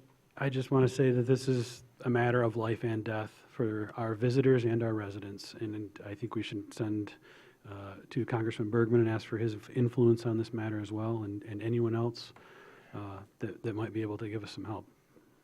100% agree. Thank you, sir. Thank you. I've heard from somebody that said that they have a child who is, has limited access and unable to use that bridge. She said, I don't care what kind of a crossing there's going to be, we're going to drive over there. We use that park on a regular basis, and we're going to drive. We're not going to cross any kind of crossing. If that bridge isn't there, the rest of my kids are going to have to drive with me, so. That ought to be fun. Any other comments, concerns? All those in favor say aye. Aye. Opposed? Thank you, everyone. I appreciate your time in that. So, Commissioner Department reports. At recess tonight? Those are notices, but yeah. Oh, That's right. Daryl's behind. yeah. Oh, Just kidding. we've got closed sessions coming. I mean, We do. we usually take a break right before that. John Chase has something. That's right. If I could just mention one other thing in terms of department reports, if you don't mind, as if you haven't heard from me enough. I wanted to show you this. This is a sample of the new signage at Power Island. So this is one of the trail wayfinding signs. And so when somebody will be able to see the map, they know that they're at point 1. It'll tell you how to get to points 2 and 3. And so this is just You're a gonna have- sample. We're doing Power Island this year. Actually, it was in part of last year's process. We've got more that we'll do this year, but we're completing Power Island this year, and we're completing the interior wayfinding at Civic Center. So I'll Does that pass mean this. you will take out both of the prior sets that are out there? Yes. Yes. We There's won't one have 3 sign. sets? There's one sign. I was walking along the trail and it said 3/5 of a mile, and I thought that's kind of odd. I've never seen a trail marked in 3/5. So I continued on the straight trail that did not turn, and I walked and walked and walked, and I got to another marker that said 3/5 of a mile. I'm like, something's wrong here. So. Thank you. Yeah. Are Be you sure going to to put the auction bridge those? on that. Yeah, we'll put the bridge right on there. It's gotta be Right there. Thank There you. may be interest in auctioning those, like the city did an auction for their The old old park signs? signs before the new ones put in, just throwing it out there maybe. Possibly, yes. Thank you, Mr. Chase. All right, we're going to go, is that all for department reports, everyone? Second public comment. If you have a comment, just please come right to the podium.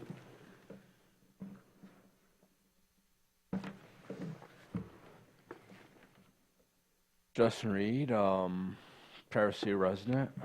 I like to say that there is so I've been paying attention to both NMRE and Northern Lakes, and this is in the minutes of the CMH of the March 20th meeting. But it says that there's by the end of the financial year, they predict the HC may be a $7.7 to $8 million over budget. And this is the following meeting was an NMRE meeting, and there was Mary Maroy who was on it, and she was asking if for any reason why there would be, if there would be no general fund from the recoupment that NMRE is asking, what would that mean? And that would mean that the NMRE would ask for a allocation cost plan to see where the budget would have to be reduced and everything. And if that reduction plan cannot be implemented and there would be no, CMH cannot come out of their general fund, it would have to be up to the counties to make up the difference. And so the clubhouse has invited the board of directors for the following meeting for the end of this month to visit us, because clearly there is a the financial office, the officer's report for the finance committee, sorry, the finances committee. You're gonna have to go ahead and bear with me. That they emphasize they don't want this to direct consumers from any mandated services and want to ensure that consumers receive appropriate services. So mandated services. So if it's not mandated by state law, there could be some programs cut. So that's why our clubhouse would do an invitation for anybody on the board of directors to come and see us for that meeting. So thank you. Thank you. Anyone else? Ms. Lloydness? Lloyd Morris, Long Lake Township. I would like to recommend that Mr. Chase partner with Commissioner Nelson and Beta and run a zip line to Power Island to go to and fro to get there instead of the bridge. That'd be sexy. I'll be the second one on it. It'll work. All righty, so. He's got that shit. Take a Notices? motion. Now do the notices real quick? Yep. So there's been some discussion at a chairman administrator level of having a SWOT analysis study session. Once again, we've done that previously and we felt like that was relatively successful. So that is something that we would like to consider going forward. Secondly, we do not have a study session next Wednesday because of MAC. And then the Coalition to Combat Human Trafficking Awareness event is April 24th, 2025, hosted by the prosecutor. And tonight at, I think it's pronounced Bouchel's, is the recess for a grand place to recycle, correct? And that is our topic tonight from 5 to 7 at Bouchel's, which is located State and Union. Mr. Chairman, I move the Board of Commissioners go into closed session to consult with an attorney regarding trial and settlement strategy in connection with Pace North versus Grand Traverse County, case number 23-36670-CK, because an open meeting would have a detrimental effect on the financial effect on the litigation or settlement position of the public body as permitted by MCL 15.2681E, and also to consult with the attorney regarding trial or settlement strategy connection with Beta versus Grand Traverse County, case number 24-36928CZ, because of an open meeting would have a detrimental financial effect on the litigation or settlement position of the public body as permitted by MCL 15.2681E. Support. Thank you. All in favor? Or we have to Roll call. that?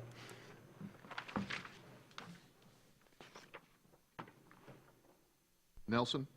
Yes. Andrews? Yes. Morris? Yes. McAllister? Yes. Flynn? Walter? Yes. Spence? Yes. Henschel? Yes. Seifert? Yes. Lloyd, don't take my bourbon.